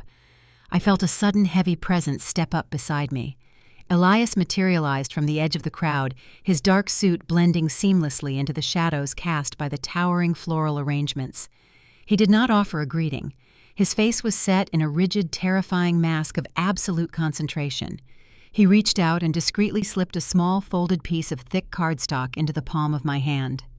I cracked the final layer of the offshore routing structure. Elias murmured, his deep voice barely audible over the music. I pulled the master registration documents for the holding company, receiving the stolen pension funds. I kept my hand relaxed by my side, hiding the folded paper from view. "You identified the principal officer?" I asked quietly. "I did." Elias confirmed, his tone heavy, with a dark, suffocating grimness. "Read the name, Clara." I slowly unfolded the small piece of cardstock, shielding it from the ambient light.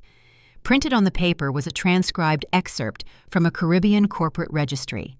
It detailed the formation of a master trust account designed to receive and launder massive influxes of untaxed capital. My eyes scanned past the routing numbers and the legal jargon, landing directly on the bold text designating the sole authorized signatory and legal representative of the fraudulent entity. The name printed on the paper burned itself into my retinas. Eleanor Vance. My breath hitched sharply in my throat. The ballroom, the music, the clinking glasses, everything faded into a distant, muted hum. A sudden, violent chill swept through my entire body, freezing the blood in my veins. Eleanor Vance was my mother's maiden name. I stared at the paper, my mind violently rejecting the information. My mother died 10 years ago in a sterile, underfunded county hospital bed. She passed away with less than $200 in her checking account, broken by severe mental illness and abandoned by her wealthy brother. Yet her name, her exact legal identity, was currently listed as the primary operator of an offshore criminal syndicate, actively receiving millions in stolen pension funds. Rick did not just steal from his construction workers. He did not just blackmail me with my mother's painful psychiatric history. He committed identity theft against his own deceased sister. He resurrected a dead woman on paper, utilizing her Social Security number and her clean civilian record to construct an invisible, unassailable firewall between himself and his federal crimes. He structured the embezzlement so that if the Department of Labor or the IRS ever cracked the shell companies, the digital trail would bypass him entirely and point directly to a woman who had been buried for a decade. He turned my mother into a posthumous felon to shield his own cowardice. The magnitude of the violation defied human comprehension. It was a level of sociopathic cruelty that transcended basic greed. He desecrated the memory of the only parent who ever loved me, weaponizing her ghost to fund Sylvia's jewelry and Tiffany's designer dresses. I slowly crushed the piece of cardstock in my hand, my fingernails biting painfully into my palms. The polite, measured restraint I had maintained all evening shattered into a million irreparable pieces. The calculated corporate strategy I had planned for the audit evaporated, replaced instantly by a primal, consuming demand for absolute annihilation. Elias watched my face, reading the shift in my posture. He saw the exact moment the CEO disappeared, leaving behind a daughter ready to burn the world to the ground. "Do you want me to contact the federal authorities right now?" Elias asked, his voice a low, lethal rumble. "We have enough evidence to secure an immediate arrest warrant for identity theft and wire fraud. The agents could walk into this ballroom and handcuff him before dessert is served." I looked across the crowded ballroom, my eyes locking onto Rick. He was standing near the main bar, laughing loudly, throwing his head back in arrogant amusement while holding his crystal glass high. He believed he was invincible. He believed the dead could not testify. "No," I whispered, my voice dropping into a register of pure frozen steel. "If we call the authorities tonight, he goes to jail as a failing businessman. He gets to play the victim of a complex corporate misunderstanding. That is entirely too clean." I turned to Elias, my eyes burning with a dark, uncompromising fire. "We proceed with the original plan. We finalize the $2 million bridge loan. I am going to let him read the contract. I am going to watch him sign his name, legally binding his soul to the very company he used to defile my mother. I am going to let him climb to the absolute peak of his arrogance, believing he has secured his fraudulent empire. And then I promise the vow sealing his fate, I am going to drop the floor out from under him while his entire board of directors watches.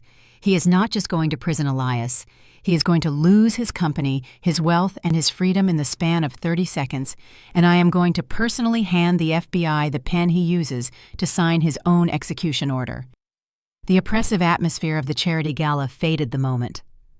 Elias and I stepped into the cool, climate-controlled sanctuary of the Summit Holdings data extraction room. The hour was late, the building entirely empty, save for the night security detail patrolling the ground floor. The monitors glowed with lines of encrypted code, casting a harsh, pale light over the heavy mahogany desk. We did not speak as Elias booted up the primary workstation, preparing to dissect the catastrophic revelation he had uncovered at the Biltmore estate. I sat in the leather chair, staring at the blank wall opposite the monitors. My mother's face flashed in my mind. I remembered the exhaustion etched into her features, the quiet dignity she maintained, even as her mind betrayed her, and the crushing poverty that defined her final years. Elias typed a rapid sequence of commands, pulling up the detailed ownership structure of the offshore holding company. The name Eleanor Vance glared back at me from the high-resolution screen, a digital ghost resurrected for the sole purpose of shielding a criminal. "We need to trace the exact timeline," I instructed, my voice tight and devoid of emotion. "I need to know precisely when he weaponized her identity." Elias nodded, his fingers flying across the keyboard. He accessed a specialized federal database cross-referencing the initial incorporation dates of the shell company with the Social Security number assigned to the primary signatory. He overlaid the data with the historical financial records we had pulled from Rick's servers. The results populated, instantly forming a timeline that turned the blood in my veins to ice. The offshore entity was not a recent creation. The initial registration documents were filed exactly 10 years and 3 months ago. Elias leaned back in his chair, running a hand over his face, a gesture of profound disgust. "Clara, look at the timestamps. He did not create this shell company to hide the pension theft. That was a recent pivot. He originally formed this entity over a decade ago." My eyes scanned the screen, absorbing the dates. 10 years and 3 months ago. My mother was in the final stages of her illness. She was confined to a sterile county hospital bed, drifting in and out of lucidity, unable to manage her own basic needs. Rick had stepped in as her emergency medical proxy, claiming he wanted to assist with the administrative burden of her care. He demanded access to her personal files, her identification, and her Social Security card, insisting he needed them to organize her Medicare benefits. Instead of organizing her care, he used her sensitive information to establish a fraudulent corporate identity. But why, I asked, the sheer cruelty of the timeline refusing to compute? Why build an offshore entity in her name 10 years ago? I was not embezzling from the Union Pension Fund back then. His commercial development firm was actually profitable. Elias opened a secondary file, pulling up a collection of archived, heavily redacted banking records. He was not using the shell company to hide stolen money back then, Clara. He was using it to dump toxic debt. Elias highlighted a series of massive, high-risk commercial loans dating back a decade. 10 years ago, Rick initiated a highly aggressive, deeply flawed expansion of his development portfolio. He over-leveraged his primary company, borrowing heavily to fund projects that ultimately failed zoning approvals. I was facing a catastrophic cascade of defaults that would have triggered a total corporate bankruptcy and the seizure of his personal assets. To save his own wealth, Elias explained, his voice a low, grim rumble. He transferred the entirety of the toxic debt from his primary corporation into the offshore shell company. He legally reassigned millions of dollars in unserviceable loans to the entity controlled by Eleanor Vance. The realization hit me with the force of a physical blow. The air rushed out of my lungs, leaving me gasping in the quiet room. When the banks initiated foreclosure proceedings to recover the defaulted loans, they did not pursue Rick Thorne. Elias continued delivering the final devastating truth. They pursued the registered owner of the shell company holding the debt. They pursued your mother. My mind raced backwards, slamming into the most traumatic memories of my early 20s. 10 years ago, my mother and I were living in a modest rented duplex. We survived on my meager income from the diner and her meager disability checks. Then, without warning, our bank accounts were suddenly frozen. A massive, inexplicable lien was placed on our minimal assets. The landlords initiated eviction proceedings because the rent checks bounced. I remembered standing in the oppressive Georgia heat, begging Rick for a simple $500 loan to stop the eviction and keep a roof over my dying mother's head. I remembered him sneering at me, flicking a crumpled $20 bill at my chest, telling me that family did not mean free money. He refused to loan me $500. I whispered the horrifying truth, shattering my reality, because he knew exactly why we were being evicted. He was the one who triggered the liens. He dumped his massive commercial debt onto my mother's Social Security number, intentionally sacrificing her financial existence to protect his own mansion and his luxury cars. He did not just refuse to help us. How was the architect of our absolute destruction? He watched us lose our home, he watched me drop out of college to work 3 jobs, and he watched his own sister die in poverty, knowing that he was the one who stole everything from us. A profound, suffocating silence filled the extraction room. The magnitude of his sociopathy was staggering. He had effectively murdered my mother financially, leaving her to die in a state of constant, terrified anxiety over debts she could not comprehend. And a decade later, he was utilizing that exact same fraudulent entity, the one built on her stolen identity, to launder the retirement savings of his own construction workers. Elias watched my face, his dark eyes reflecting a deep, dangerous understanding of the pain I was experiencing. This goes beyond standard corporate fraud, Clara. This is a predatory serial destruction of human lives. If we hand this specific timeline to the federal prosecutors, they will not just indict him for the pension theft. They will charge him with aggravated identity theft, wire fraud, and severe violations of the Racketeer-Influenced and Corrupt Organizations Act. He will face a life sentence. I stared at the glowing monitors, absorbing the raw, undeniable proof of his crimes. The urge to pick up the phone, dial the FBI field office, and unleash the full force of the federal government upon him was overwhelming. I wanted him dragged from his bed in handcuffs before sunrise. I wanted to see the terror in his eyes as armed agents dismantled his home. I reached out and gently closed the laptop containing my mother's forged documents. "No," I stated, my voice dropping into a register of pure frozen steel. "We do not call the authorities tonight." Elias frowned, leaning forward in his chair. "Clara, we have the smoking gun. Why wait? He is highly volatile. If he senses the net closing, he might attempt to liquidate the remaining assets and flee." "Because an early morning arrest is quiet," I replied, my eyes locking onto Elias's with unwavering lethal intent. "If the FBI arrests him at his house tomorrow, his public relations team will spin the narrative. They will claim it is a complex regulatory misunderstanding. They will post his bail, and he will spend the next 2 years fighting the charges from the comfort of his country club, playing the victim of aggressive federal overreach." I stood up from the desk, moving to the large whiteboard spanning the far wall of the extraction room. I picked up a black dry erase marker. He thrives on his public image, Elias. He uses his status to intimidate and manipulate. If I am going to execute him, I am going to do it on a stage so grand, so intensely public, that his reputation is incinerated in a matter of seconds. I am going to strip him of his wealth, his company, and his freedom simultaneously in front of the exact people he wants to impress the most. I drew a large, thick square in the center of the whiteboard. We proceed with the $2 million bridge loan I commanded, outlining the trap, but we are going to radically alter the structure of the agreement.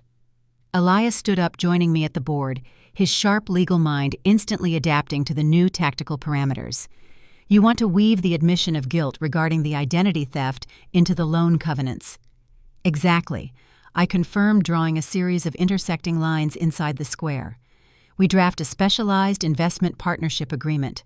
The primary text will outline the $2 million cash injection he desperately craves, complete with favorable interest rates and a generous repayment schedule. It will look like the lifeline he is praying for. I tap the marker against the board, emphasizing the lethal mechanism of the trap. But we bury a Trojan clause deep within the administrative appendices. We draft a comprehensive assumption of liability and indemnification provision. The clause will explicitly state that by accepting the capital, Rick Thorne formally acknowledges and assumes direct personal and total legal responsibility for all historical and current financial operations associated with the offshore entity known as Vertex Horizon LLC. Elias's eyes widened slightly as the brilliance of the snare became apparent. You are forcing him to legally bind himself to the shell company registered in your mother's name.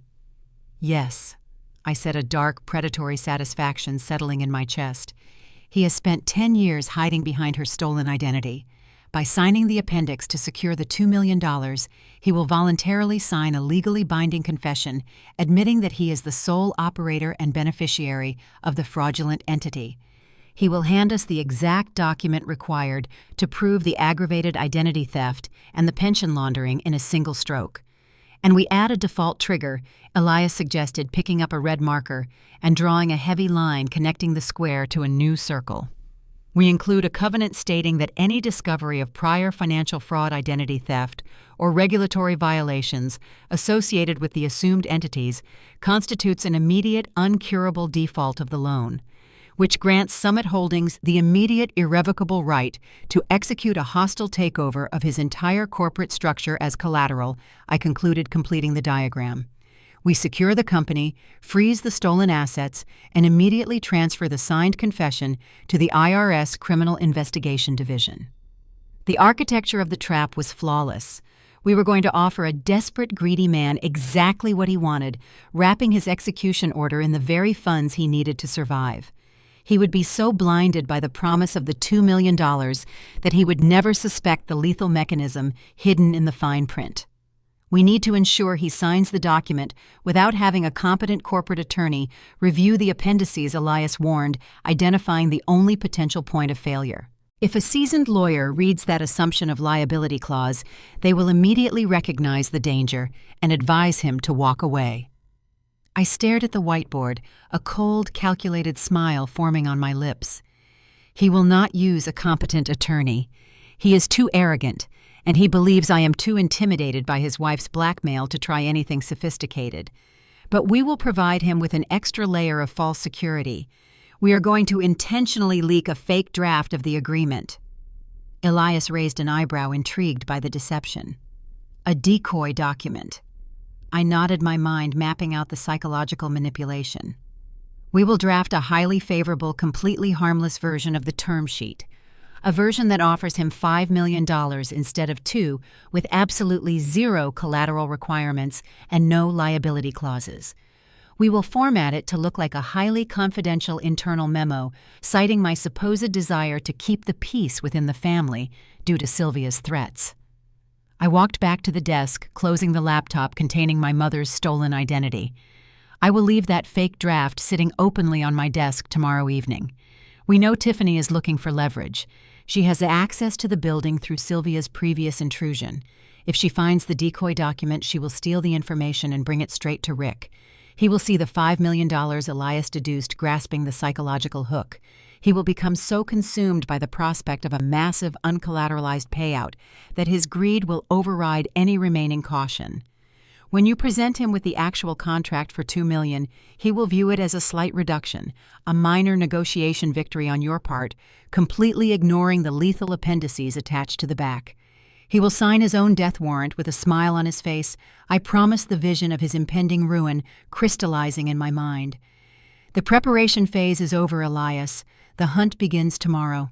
Let's draft the Trojan term sheet. The digital clock on the extraction room wall ticked past 4 in the morning. The glow of the monitors illuminated Elias's face as he typed the final devastating lines of legal jargon into the primary document. We spent the last 5 hours crafting a masterpiece of corporate subterfuge. The document sitting on the screen was not a standard loan agreement. It was a perfectly camouflaged financial guillotine designed to sever Rick from everything he owned the moment his pen touched the paper. I poured 2 fresh cups of coffee, the bitter, dark liquid providing a necessary jolt of adrenaline to combat the exhaustion setting into my bones. I set a mug down next to Elias and leaned over his shoulder, reviewing the dense, impenetrable paragraphs comprising Appendix C. "It is flawless," Elias murmured, his eyes scanning the text, checking and rechecking the legal architecture of the trap. The primary text reads exactly like a standard, highly aggressive $2 million capital injection. It outlines the disbursement schedule, the interest rates, and the expected return on investment. Any average corporate lawyer reviewing the first 10 pages would advise him to sign it immediately to avoid bankruptcy. I tapped the screen indicating the dense block of text hidden deep within the final pages of the document. But Appendix C is the execution order. Elias nodded, taking a sip of his coffee. We buried the assumption of liability and indemnification clause under 3 layers of complex regulatory cross-references. We utilized archaic corporate governance statutes to mask the true intent of the provision. If Rick signs this, he legally assumes direct, retroactive, and complete personal responsibility for all financial activities conducted by the offshore entity registered under your mother's Social Security number. He will legally admit that he is the sole operator of the fraudulent shell company I confirmed, the cold satisfaction settling in my chest. He will hand us a signed, notarized confession to federal identity theft and pension embezzlement. And the default trigger is equally absolute, Elias added, scrolling down to the final punitive clause. If any state or federal agency discovers financial irregularities, or if an internal audit reveals historical fraud associated with the assumed entities, the $2 million loan immediately enters an uncurable default status, which grants Summit Holdings the immediate, irrevocable right to execute a hostile takeover, I concluded, visualizing the rapid, violent dismantling of his firm. We seize his entire corporate structure as collateral. We freeze the stolen assets, replenish the pension fund, and liquidate the remaining properties. He loses the company, and he goes to federal prison. The contract was a weapon of mass financial destruction, but its lethality relied entirely on Rick's arrogant negligence. If he handed the document to a top-tier forensic attorney, they would spot the hidden liability clause and immediately advise him to walk away. We needed to ensure his greed completely blinded him to the danger. We needed him to rush the signing process, driven by the illusion of a massive, unearned victory. "It is time to set the bait," I said, pushing away from the desk. I walked over to a separate, isolated workstation and opened a new word processing document.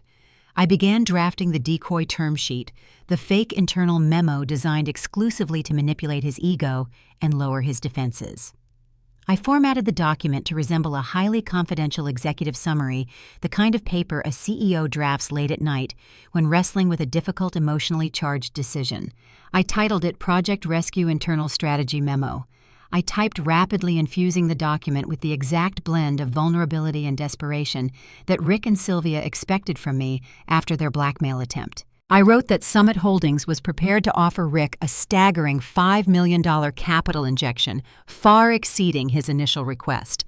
I explicitly noted that this massive sum would be disbursed with 0 collateral requirements and an extended, highly favorable repayment schedule. I added a fabricated justification for the reckless generosity. I typed that the $5 million was a necessary sacrifice to appease Sylvia's demands and protect the upcoming Summit Holdings initial public offering from any negative press regarding my family's psychiatric history. I framed the fake offer as a desperate attempt to buy their silence explicitly, stating that I was willing to bypass standard auditing protocols to expedite the transfer and keep the peace. Elias stood behind me reading the screen as I finalized the decoy document.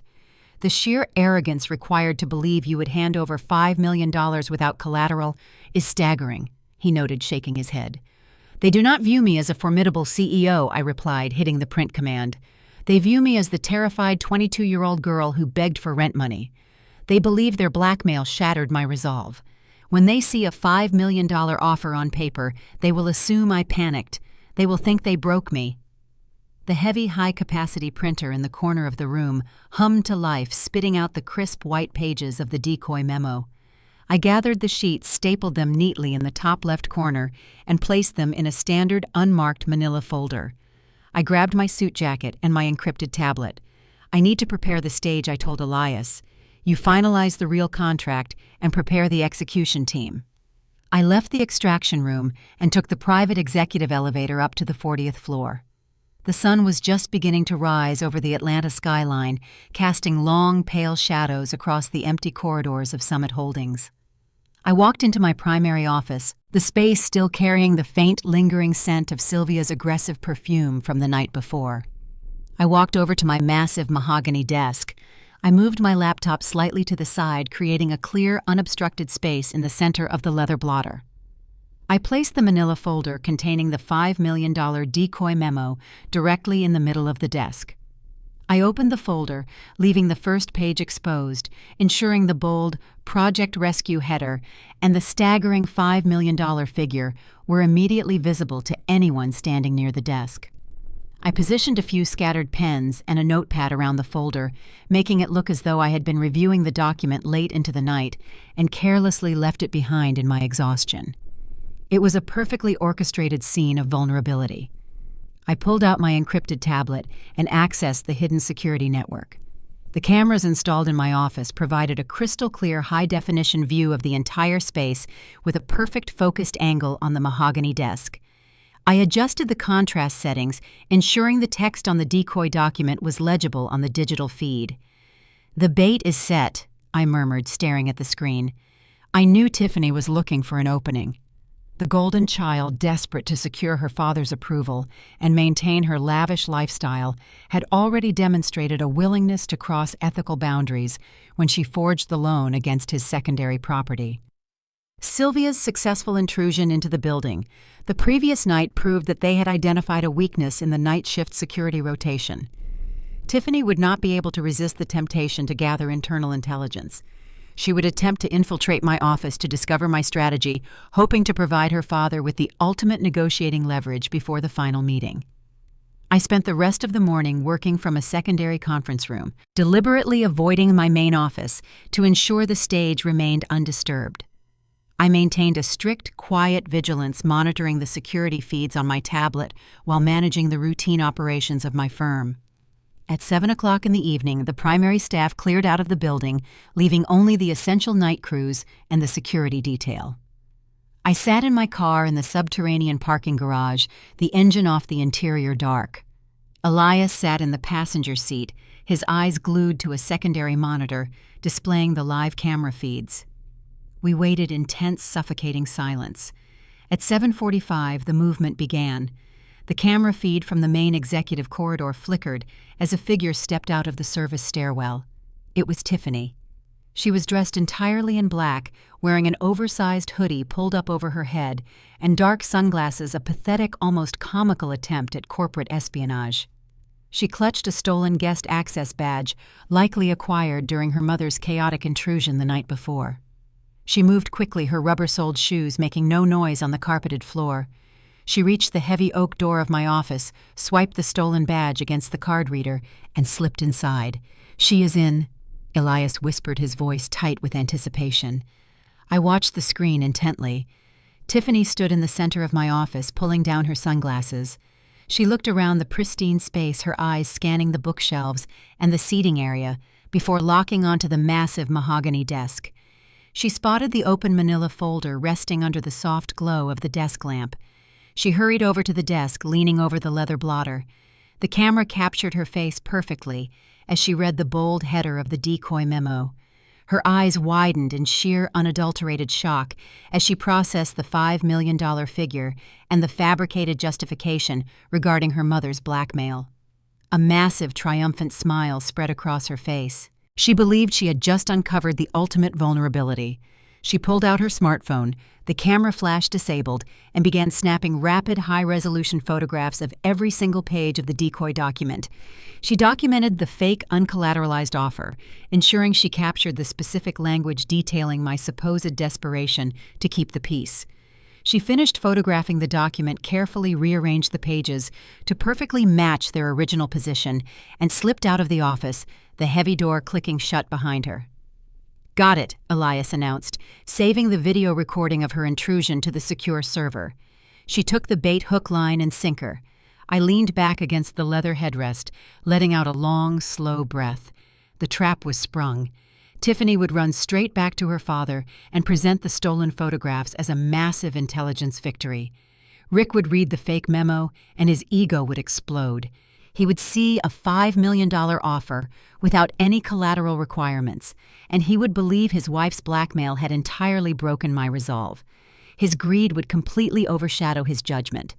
He would march into our final negotiation meeting, convinced he held all the leverage, utterly focused on securing the massive payout he believed was waiting for him.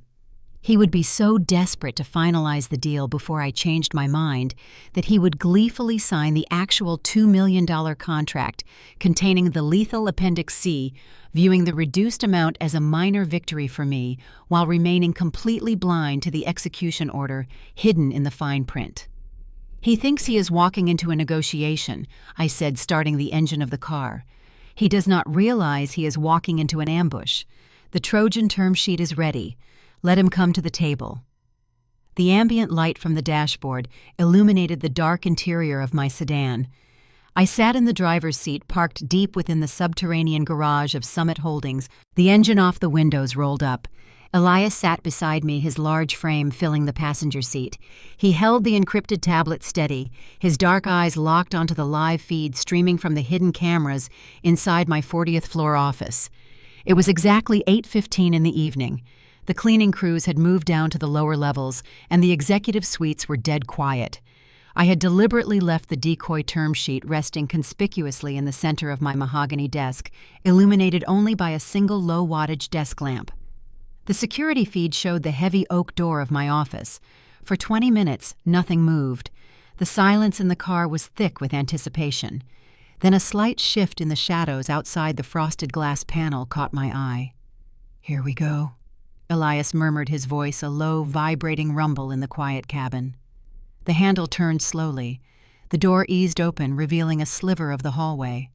A figure slipped inside, moving with a jerky, nervous energy that lacked the smooth professionalism of an actual corporate spy. It was Tiffany. She was dressed in a painfully obvious attempt at stealth, a black hoodie pulled low, oversized dark sunglasses, and soft-soled sneakers. She clutched a visitor access badge attached to a generic lanyard, likely slipped to her by a compromised security guard or lifted during her mother's chaotic intrusion the night prior. She closed the door with a soft click, pushing the sunglasses up to rest on top of her head. The high-definition camera captured her face perfectly.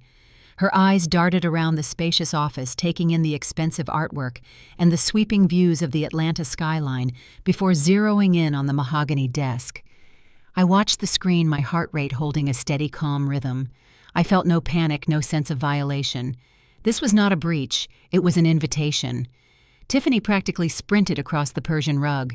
She leaned over the leather blotter, her gaze landing directly on the manila folder I had staged for her. The bold header, Project Rescue Internal Strategy Memo, was impossible to miss. I saw her lips mouth the words as she read the opening paragraph. The camera angle provided a clear view of her expression as she processed the fabricated figures. When she hit the line detailing the staggering $5 million capital injection, her jaw physically dropped. A massive, triumphant grin split her face. She looked like a scavenger who had just stumbled upon an unguarded vault. She believed she was holding the key to her family's salvation. She thought the document proved that her mother's vile blackmail regarding my mother's psychiatric history had successfully broken my resolve. The memo explicitly stated that the $5 million was uncollateralized, a desperate payout designed to buy their silence and protect my upcoming initial public offering. She pulled her smartphone from her pocket, her hands shaking slightly with adrenaline. She disabled the flash and hovered over the document, snapping rapid, sequential photographs of every single page. She made sure to capture the specific clauses emphasizing my supposed vulnerability and my desperate desire to maintain familial peace. She is not even checking the surrounding area. Elias noted a tone of professional disdain creeping into his voice. A competent operative would sweep the room for secondary documents or recording devices. She is completely fixated on the number. Greed is the most effective blinder, I replied, keeping my eyes on the screen. She found exactly what she was desperate to find. She has no reason to question it. Tiffany finished photographing the final page. She carefully aligned the corners of the document, ensuring it rested exactly as she found it, a sloppy attempt to cover her tracks. She shoved her phone back into her hoodie pocket, pulled her sunglasses down over her eyes, and hurried toward the door. I reached out and placed my hand over Elias's, stopping him before he could reach for his own phone. "Do not call security," I commanded softly. "Let her walk out." Elias lowered his hand, a slow, predatory smile touching his lips. We let the rat carry the poison back to the nest. I nodded, watching Tiffany slip back into the hallway, the heavy oak door closing securely behind her. The feed returned to an empty, silent office. "She is going to send those photographs directly to Rick the moment she gets to her car," I said, leaning back against the leather headrest. "Rick will spend the entire night staring at that $5 million figure," Elias predicted, analyzing the psychological impact of the decoy. "He is drowning in debt, facing a federal audit regarding the stolen pension funds, and staring at decades in prison. That fake memo will look like a divine intervention. It validates his arrogance. He will believe his intimidation tactics worked flawlessly. And that arrogant certainty is exactly what we need." I confirmed the final stages of the execution solidifying in my mind. When he walks into the boardroom tomorrow morning to finalize the deal, he will be operating under the absolute conviction that he holds all the leverage.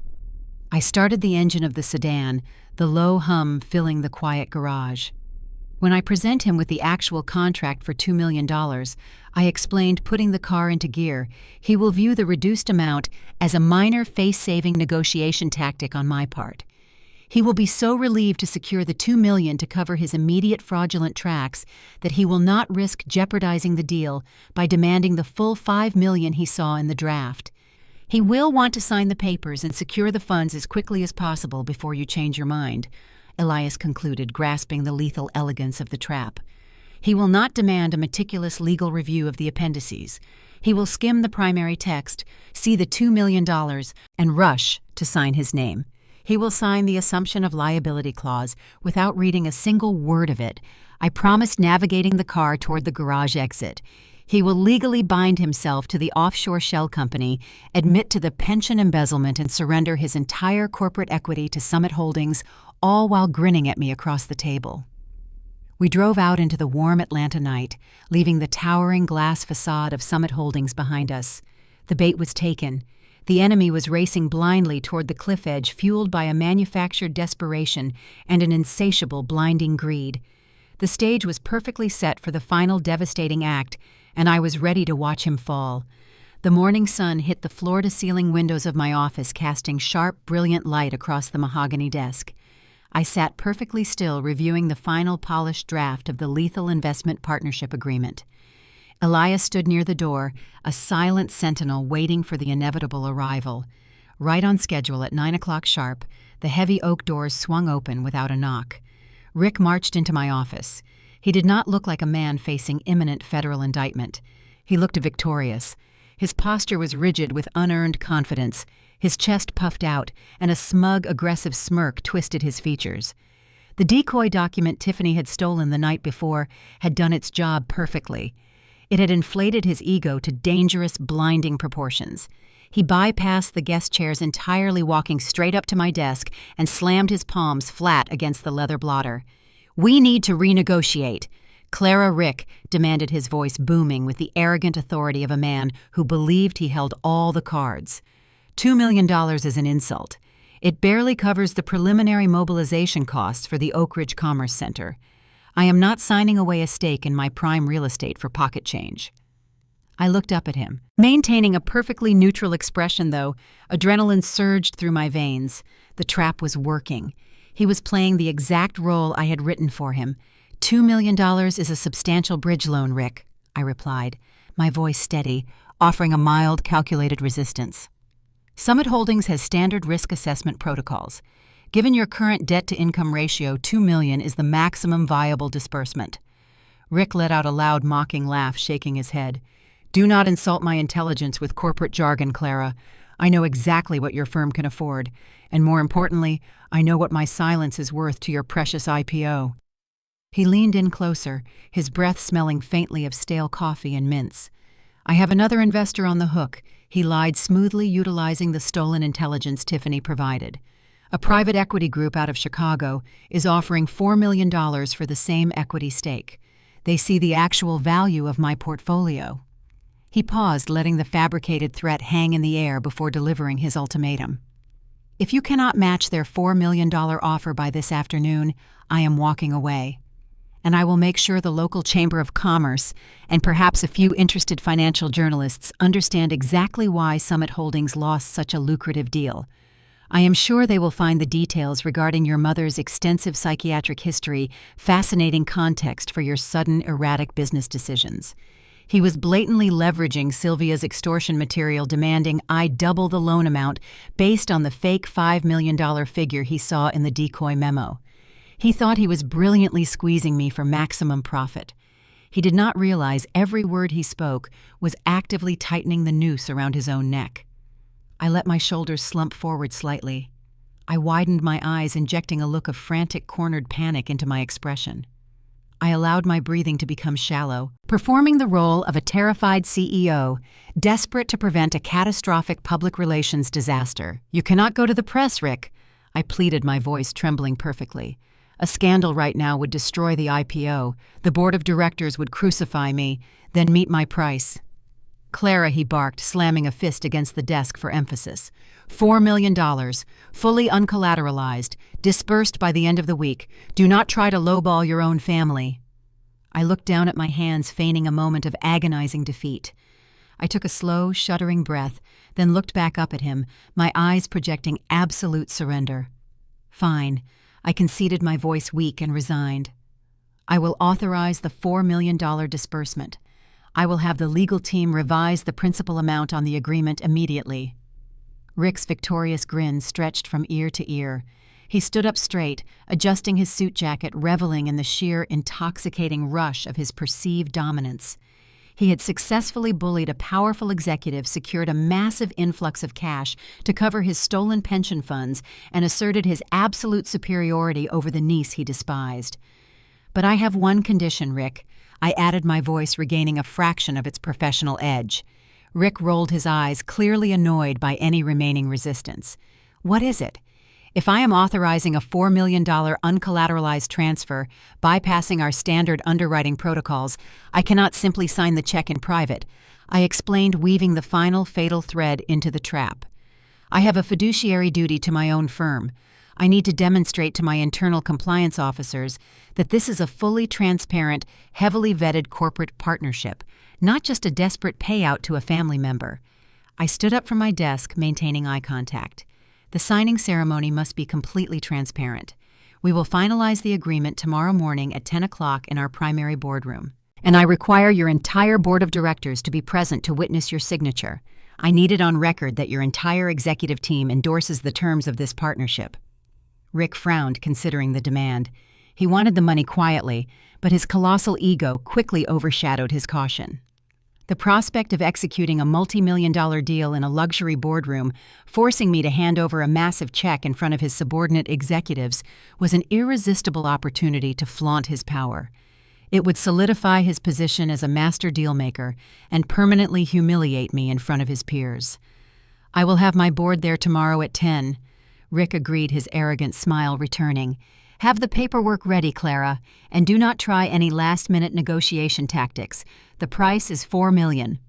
He turned and walked out of the office, his heavy footsteps echoing down the hallway. The moment the door clicked shut, Elias stepped forward from his position near the wall. He let out a low, dark chuckle. He took it. Elias set his voice a deep, resonant rumble of satisfaction.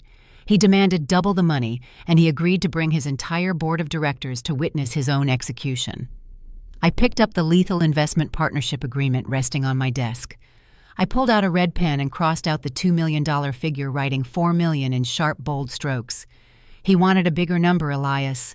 I said, a cold, predatory calm settling over my mind. We will give him exactly what he asked for. The higher the principal amount, the more devastating the default trigger becomes.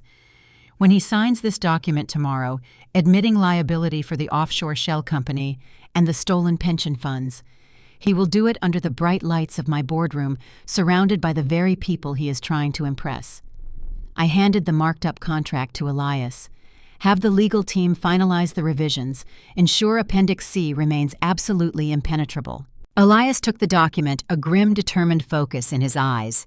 The stage is set, Clara. He is bringing his audience. We will provide the finale.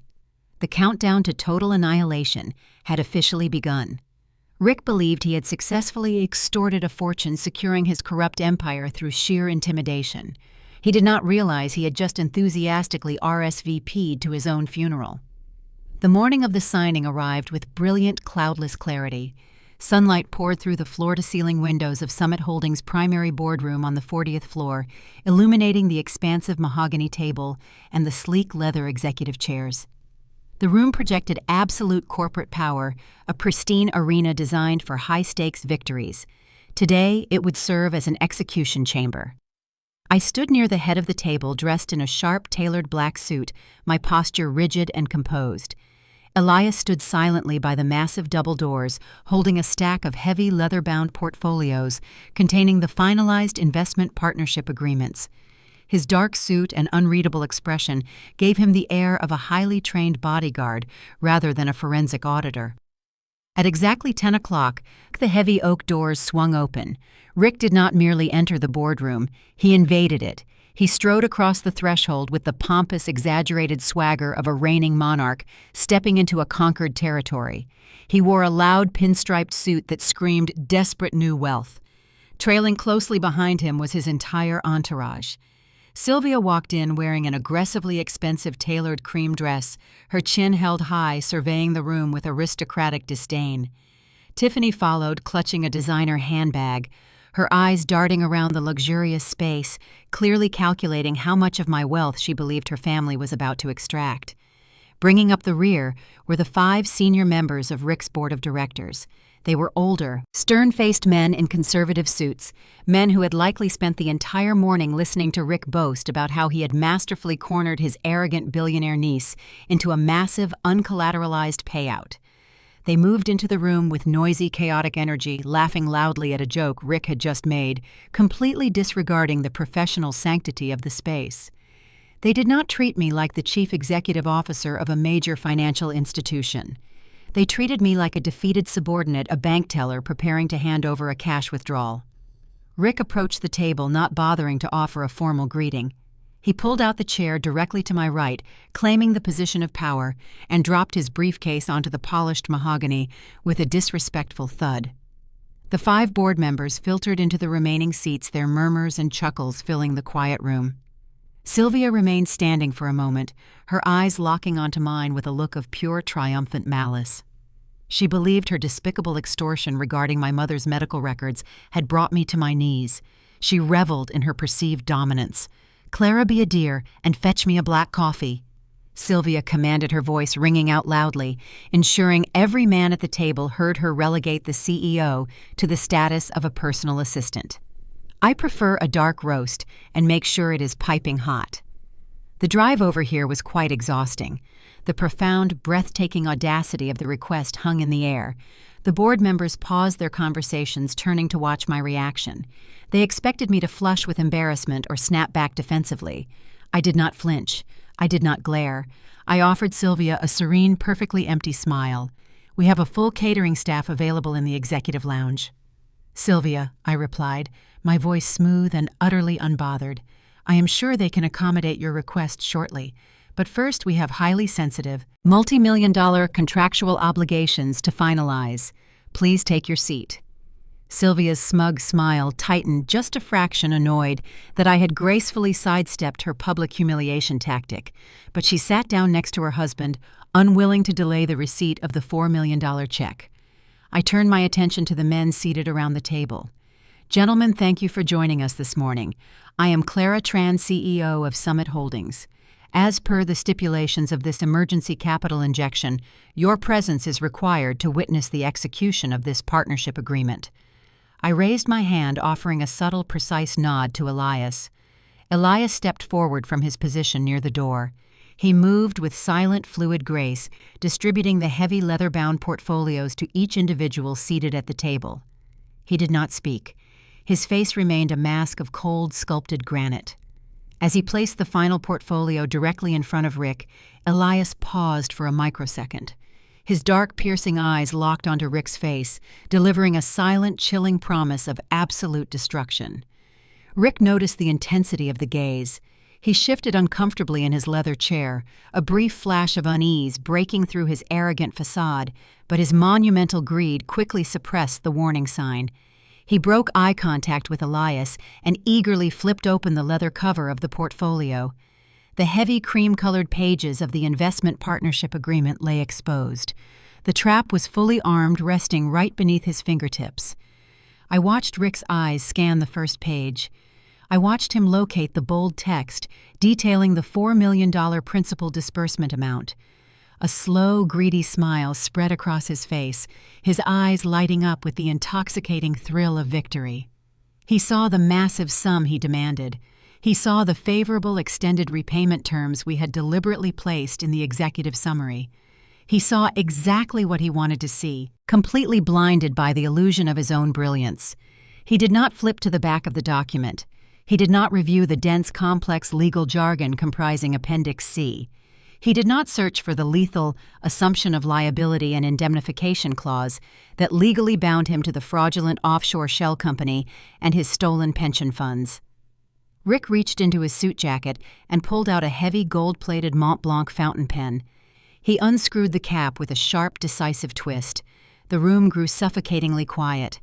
The loud, boisterous energy of the board members evaporated as they watched their chairman prepare to secure the financial lifeline that would supposedly save their company. Sylvia leaned forward, her eyes fixed hungrily on the signature line. Tiffany held her breath, already calculating her next luxury purchase. The tension in the boardroom was absolute. The arrogant, toxic bubble of the Thorne family had expanded to its absolute maximum limit, stretched impossibly thin, entirely unaware of the razor-sharp blade hovering just millimeters away, waiting for the final fatal stroke. Rick did not hesitate. He did not turn the pages to review the administrative appendices. He was operating on the absolute certainty provided by the decoy document Tiffany had photographed 2 nights prior. He believed he already knew every parameter of the agreement. He flipped directly to the final signature page, his eyes locking onto the blank line hovering above his printed name. He pressed the gold nib of his Mont Blanc pen against the heavy cream-colored paper. He executed his signature with broad, sweeping, aggressive strokes, pressing hard enough to leave deep indentations in the parchment. He signed the corporate authorization line. He signed the personal guarantor line. He initialed the bottom corner, legally binding his entire existence to the document. With a final dramatic flourish, he capped his fountain pen and slid the heavy leather portfolio across the polished mahogany table toward me.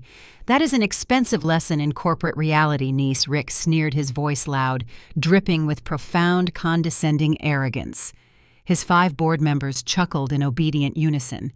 He leaned back in his executive chair, crossing his arms over his chest, his face radiating absolute, unadulterated triumph. "But as I always say, family has to support each other when the pressure is on. I am glad you finally learned your place in the hierarchy. You cut the check, and I will handle the heavy lifting." I looked down at the contract resting in front of me. The ink of his signature was still wet, gleaming under the bright boardroom lights. I felt a slow, dark, and intensely satisfying calm wash over my entire body. The frantic, terrified 22-year-old girl who had begged for rent money was officially dead and buried. I reached out and picked up my own silver pen. I did not rush. I allowed the heavy silence of the room to stretch as I smoothly, deliberately signed my name on the countersign line, formally executing the investment partnership agreement. I carefully screwed the cap back onto my pen and set it down on the leather blotter. "The transaction is complete," I announced, my voice dropping into a register of cold, absolute finality. I offered a slight, almost imperceptible nod toward the back of the room. Elias, who had been standing silently near the entrance, stepped smoothly toward the digital control panel mounted on the wall. He did not say a word. He raised his hand and pressed a single illuminated red button. A sharp metallic clack echoed violently through the cavernous boardroom. The heavy reinforced glass doors of the executive suite instantly engaged their electronic deadbolts. The primary exits locked simultaneously, sealing the room from the outside. The secondary access doors leading to the private executive lounges snapped shut with the same distinct heavy thud. The sudden aggressive sound of the locking mechanisms severed the celebratory atmosphere. The chuckles from the board members died instantly. Tiffany jumped in her seat, her eyes darting toward the heavy doors. Sylvia straightened her posture, her smug smile faltering, as a sudden primal instinct warned her that the environment had just shifted from a boardroom into a cage. Rick stopped, leaning back. He dropped his arms and sat forward, his brow furrowing in deep confusion. He looked at Elias, then back to me, the triumphant smirk slowly melting off his face. "Clara, what is going on?" Rick demanded, a slight, noticeable tremor undercutting his booming authority. "Why did the doors just lock?" "We are finished here. Have your financial department initiate the wire transfer. My executive team has other meetings to attend." I did not answer him immediately. I slowly pushed my chair back and stood up from the head of the mahogany table. I picked up a small black presentation remote resting near my keyboard. "We are not finished, Rick," I stated, my voice echoing off the silent glass-paneled walls. "The loan agreement has been fully executed. But before any capital is disbursed, Summit Holdings requires a comprehensive review of the collateral you just legally surrendered." I raised the remote and pressed the activation button. Behind me, the massive floor-to-ceiling projection screen hummed to life, descending smoothly over the panoramic windows blocking out the morning sun. The high-definition projector flickered on, casting a harsh, bright light across the darkened boardroom.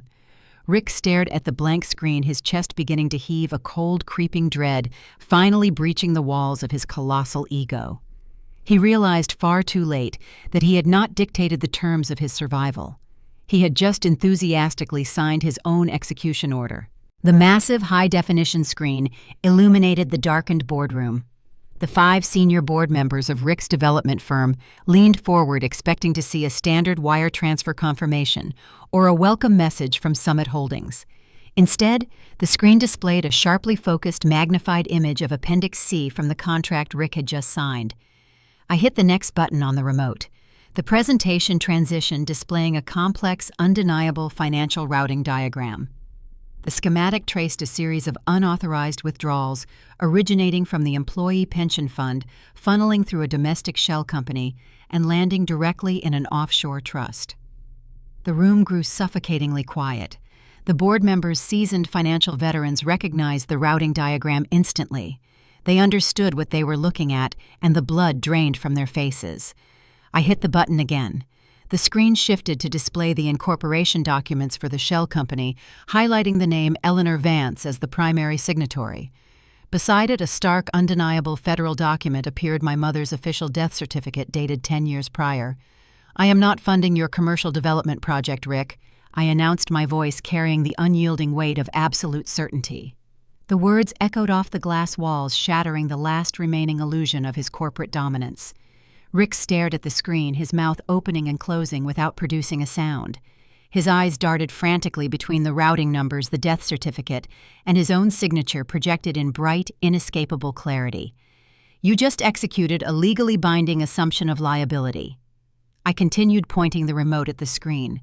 "By signing this agreement, you formally admitted to being the sole operator of a fraudulent shell company. You confessed to systematically embezzling millions of dollars from your own employees' pension fund. And you provided written confirmation that you committed aggravated identity theft against my deceased mother to shield your crimes." The silence in the boardroom broke violently. The 5 board members erupted into sheer, unadulterated panic. They realized they were sitting in a locked room with a man who had just handed them decades of federal criminal exposure. Chairs scraped loudly against the hardwood floor as the executives jumped to their feet, desperately trying to distance themselves from their chairman. "What did you do, Rick?"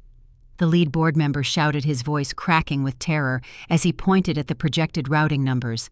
"You told us the pension fund was fully capitalized.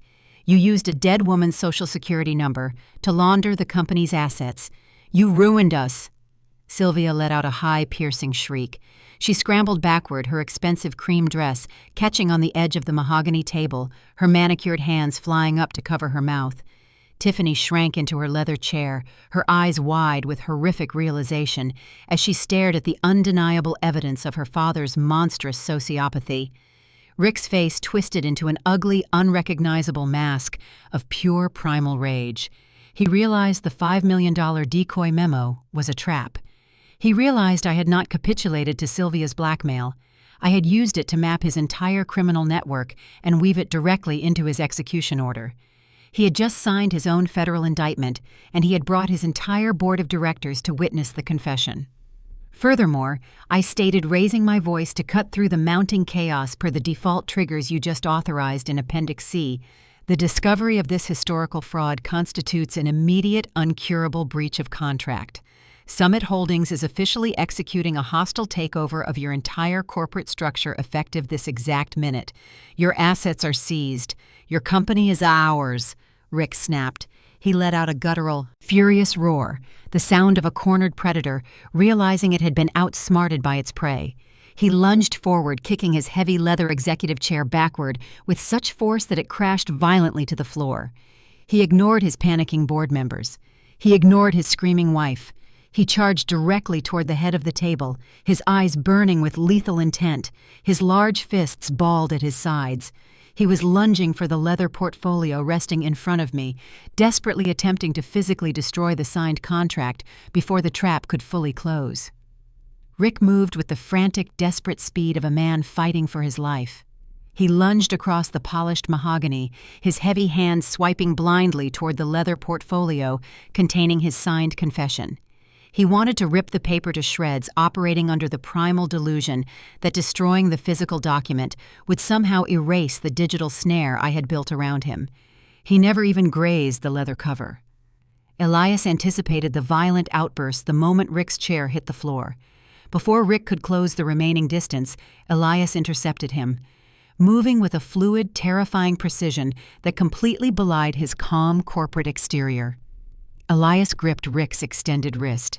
He applied a sharp, agonizing twist, forcing Rick's momentum to work against him. Elias drove a knee into the back of Rick's thigh, forcing the older man off balance, and slammed him face first into the unforgiving surface of the boardroom table. The heavy thud of bone hitting solid wood echoed sharply. Elias pinned Rick's arm painfully behind his back, locking him down with effortless, unyielding strength. "Get your hands off me, you arrogant thug!"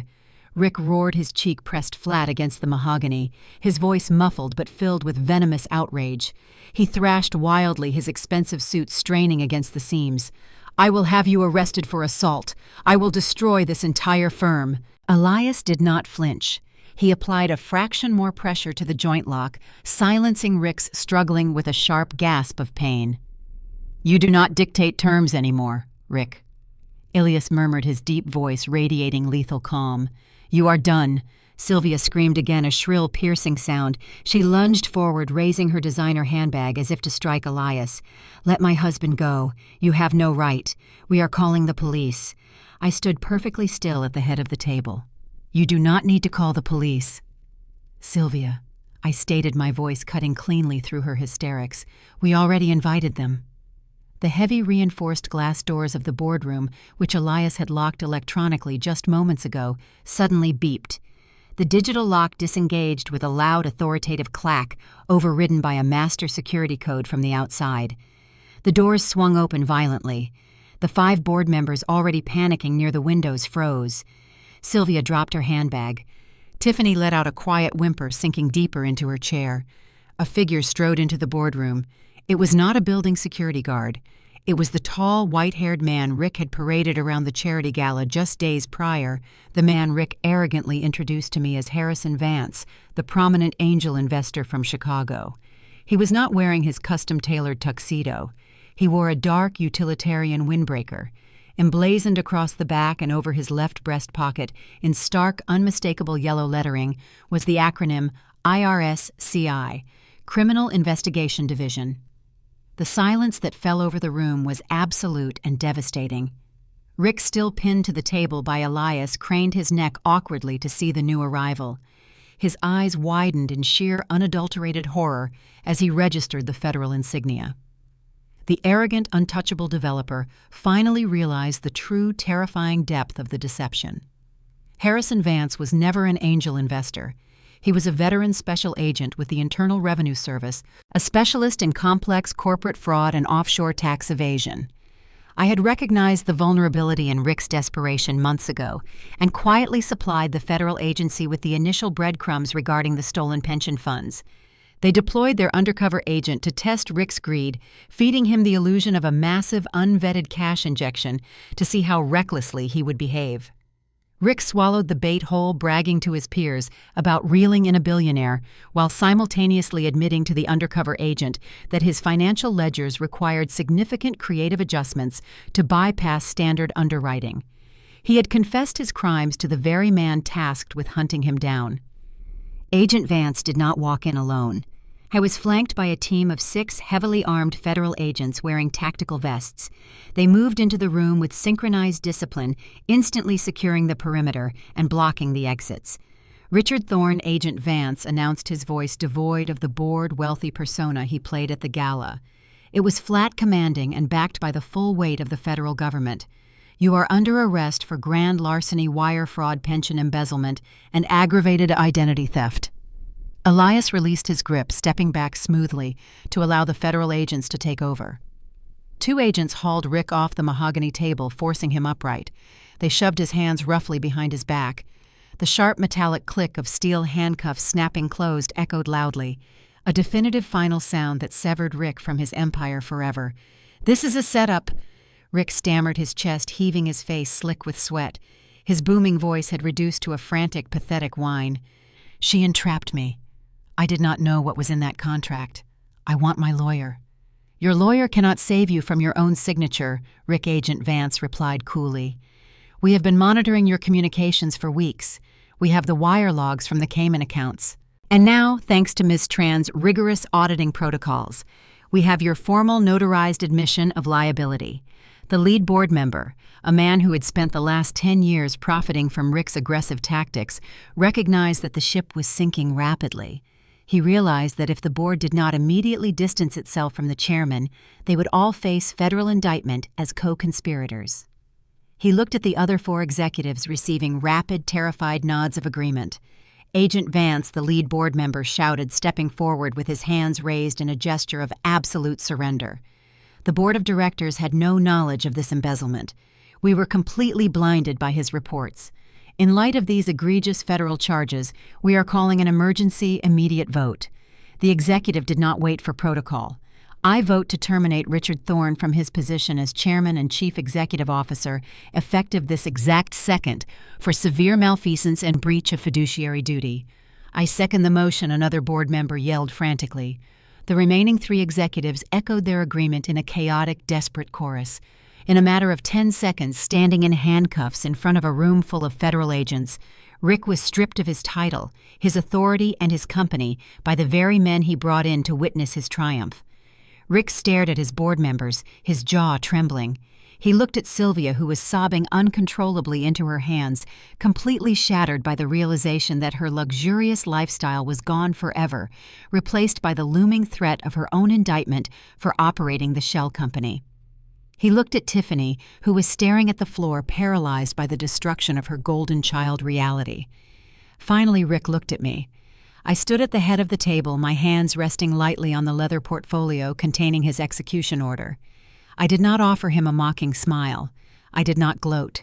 I looked at the man who had thrown a $20 bill at me while my mother was dying, and I felt nothing but a cold, profound indifference. "Family does not mean free money, Rick," I said, my voice quiet, carrying effortlessly across the silent room. "And it certainly does not mean a free pass from federal prison." The agents turned him around and marched him toward the heavy oak doors. He shuffled his feet, his posture entirely broken, his chin resting against his chest. The arrogant developer who had stormed into my office, demanding millions, was reduced to a pathetic, terrified criminal being dragged away in disgrace. I watched the doors close behind him, securing my mother's legacy and cementing my absolute peace. The heavy glass doors slid shut, sealing the fate of the man being led away in federal handcuffs. Through the transparent walls of the boardroom, I watched the agents guide Rick toward the private elevators. His head hung low, his shoulders hunched inward, carrying the physical burden of a ruined life. He did not look back. He lacked the courage to face the empire he had just lost. Inside the room, the reality of the default clause took root. Sylvia sank into a leather executive chair, her hands gripping her hair. The pristine, aristocratic facade dissolved into raw, guttural sobbing. Tiffany stood frozen near the window, staring blankly at the floor. The legal trap did not just strip Rick of his title. The indemnification clause dictated that every remaining cent of their personal estate, the luxury vehicles, the country club memberships, and the sprawling suburban mansion, would be liquidated to restore the stolen union pension fund. They were legally obligated to repay the debts they had ignored for years. They lost everything in a span of 5 minutes. I did not offer them a single glance of pity. I did not step forward to issue a parting insult or demand an apology. Apologies from cornered predators hold no value. I simply gathered the leather portfolio from the mahogany table, organizing the signed contracts and the extracted digital ledgers into a neat, precise stack. I walked over to Agent Vance and handed him the physical evidence. It was the final nail in a meticulously crafted coffin. Elias adjusted his suit jacket, offering the IRS agent a firm nod of professional respect. We turned our backs on the weeping women and walked out of the boardroom, leaving the tactical cleanup to the federal authorities. The air in the hallway felt remarkably light. The shadow that had loomed over my life for a decade had finally been eradicated. I breathed in, feeling the clean, conditioned air fill my lungs without restriction. The following weeks unfolded with relentless judicial efficiency. The federal prosecutors did not offer leniency. Rick faced a cascade of charges, and the evidence Elias secured left his defense attorneys with zero leverage. Facing the prospect of a lengthy, publicized trial, Rick accepted a plea bargain. He exchanged his freedom for a designated cell in a federal penitentiary. Sylvia faced her own reckoning. The offshore shell company bore my mother's stolen identity, but the routing protocols linked directly to Sylvia's personal checking accounts. To avoid serving prison time alongside her husband, she relinquished every remaining asset she possessed to the federal receivership. Tiffany, stripped of the unearned wealth she used to torment others, was forced to vacate her luxury apartment and find entry-level employment to survive. The golden child was thrust into the real world without a safety net. Summit Holdings executed the hostile takeover flawlessly. We stabilized the commercial firm, purged the corrupt board of directors, and ensured the 40 union workers received their full retirement benefits. The corporate surgery was cold, precise, and highly profitable. I did not monitor the daily struggles of my aunt or my cousin. I simply set a permanent, unyielding boundary. The toxic branch of my family tree was severed, and I refused to look back at the dead wood. 6 months later, the oppressive Georgia heat surrendered to a crisp, cool autumn evening. I parked my car in the driveway of a beautiful, understated brick home in the northern suburbs. The scent of roasted garlic and fresh herbs drifted through the front door before I even turned the knob. I stepped into the warm, inviting foyer of Sarah and Elias's home. The sound of genuine, unburdened laughter echoed from the kitchen. I walked down the hall and found my sister standing by the stove, tossing a pan of handmade pasta, a bright, effortless smile illuminating her face. Elias stood beside her, his suit jacket discarded, his sleeves rolled up to his elbows. The intimidating, razor-sharp forensic auditor was gone, replaced by a relaxed, joyful husband pouring a generous glass of red wine for his wife. Clara Sarah called out, her eyes lighting up the moment she saw me. "You are just in time." Elias tried to convince me he knows how to make a proper carbonara, and I need an impartial judge to tell him he is wrong. Elias chuckled, handing me a glass of wine. My auditing skills translate perfectly to culinary ratios. Do not let her slander my cooking. We sat around the rustic wooden dining table.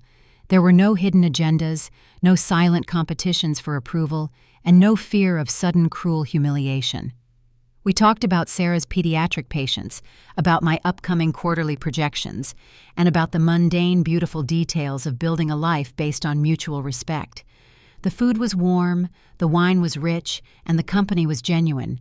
This was what a family table was supposed to feel like. After dinner, while Sarah and Elias cleared the plates, I excused myself and walked down the short hallway to the guest study they kept prepared for my visits. I switched on the small brass desk lamp, casting a soft golden glow across the room. I did not look at the glowing stock tickers on my phone or the acquisition files resting in my briefcase. I looked up at the wall above the writing desk. Hanging in a simple, understated glass frame was not my university diploma. It was not the first $1 million contract I ever closed, nor was it a prestigious business award. Resting behind the glass was a single crumpled $20 bill. The corners were frayed. The paper was creased and stained with dirt from a suburban lawn a decade ago. It was the exact bill Rick had flicked at my chest when my mother was dying in a hospital bed. He intended it to be a symbol of my insignificance. He wanted it to serve as a permanent reminder of my poverty and my dependence. Instead, it became the foundation of an empire. I stood in the quiet study staring at the framed currency. I felt no residual anger toward the man sitting in a federal cell. I felt no hatred toward the aunt and cousin who had mocked my desperation. Hatred is a heavy burden, and I had no desire to carry their weight for another second. The law had crushed the tyrant, and the truth had cleansed the rot. I learned that blood does not automatically grant someone a seat at your table. True family is not determined by a shared last name or an obligation to endure mistreatment. Family consists of the people who stand by you when your pockets are empty. They are the ones who help you decipher the ledgers in the dark, who shield you from cruelty, and who pour you a glass of wine when the war is finally won. You do not owe your loyalty to people who view your existence as an inconvenience. You have every right to build an impenetrable wall between your peace and their toxicity. Setting a boundary is not an act of vengeance. It is a fundamental act of survival. When someone throws you into the dirt, you do not have to stay there. You pick up the pieces, you build your strength in the shadows, and you let your success serve as the final, indisputable verdict. Thank you for spending your time with me today.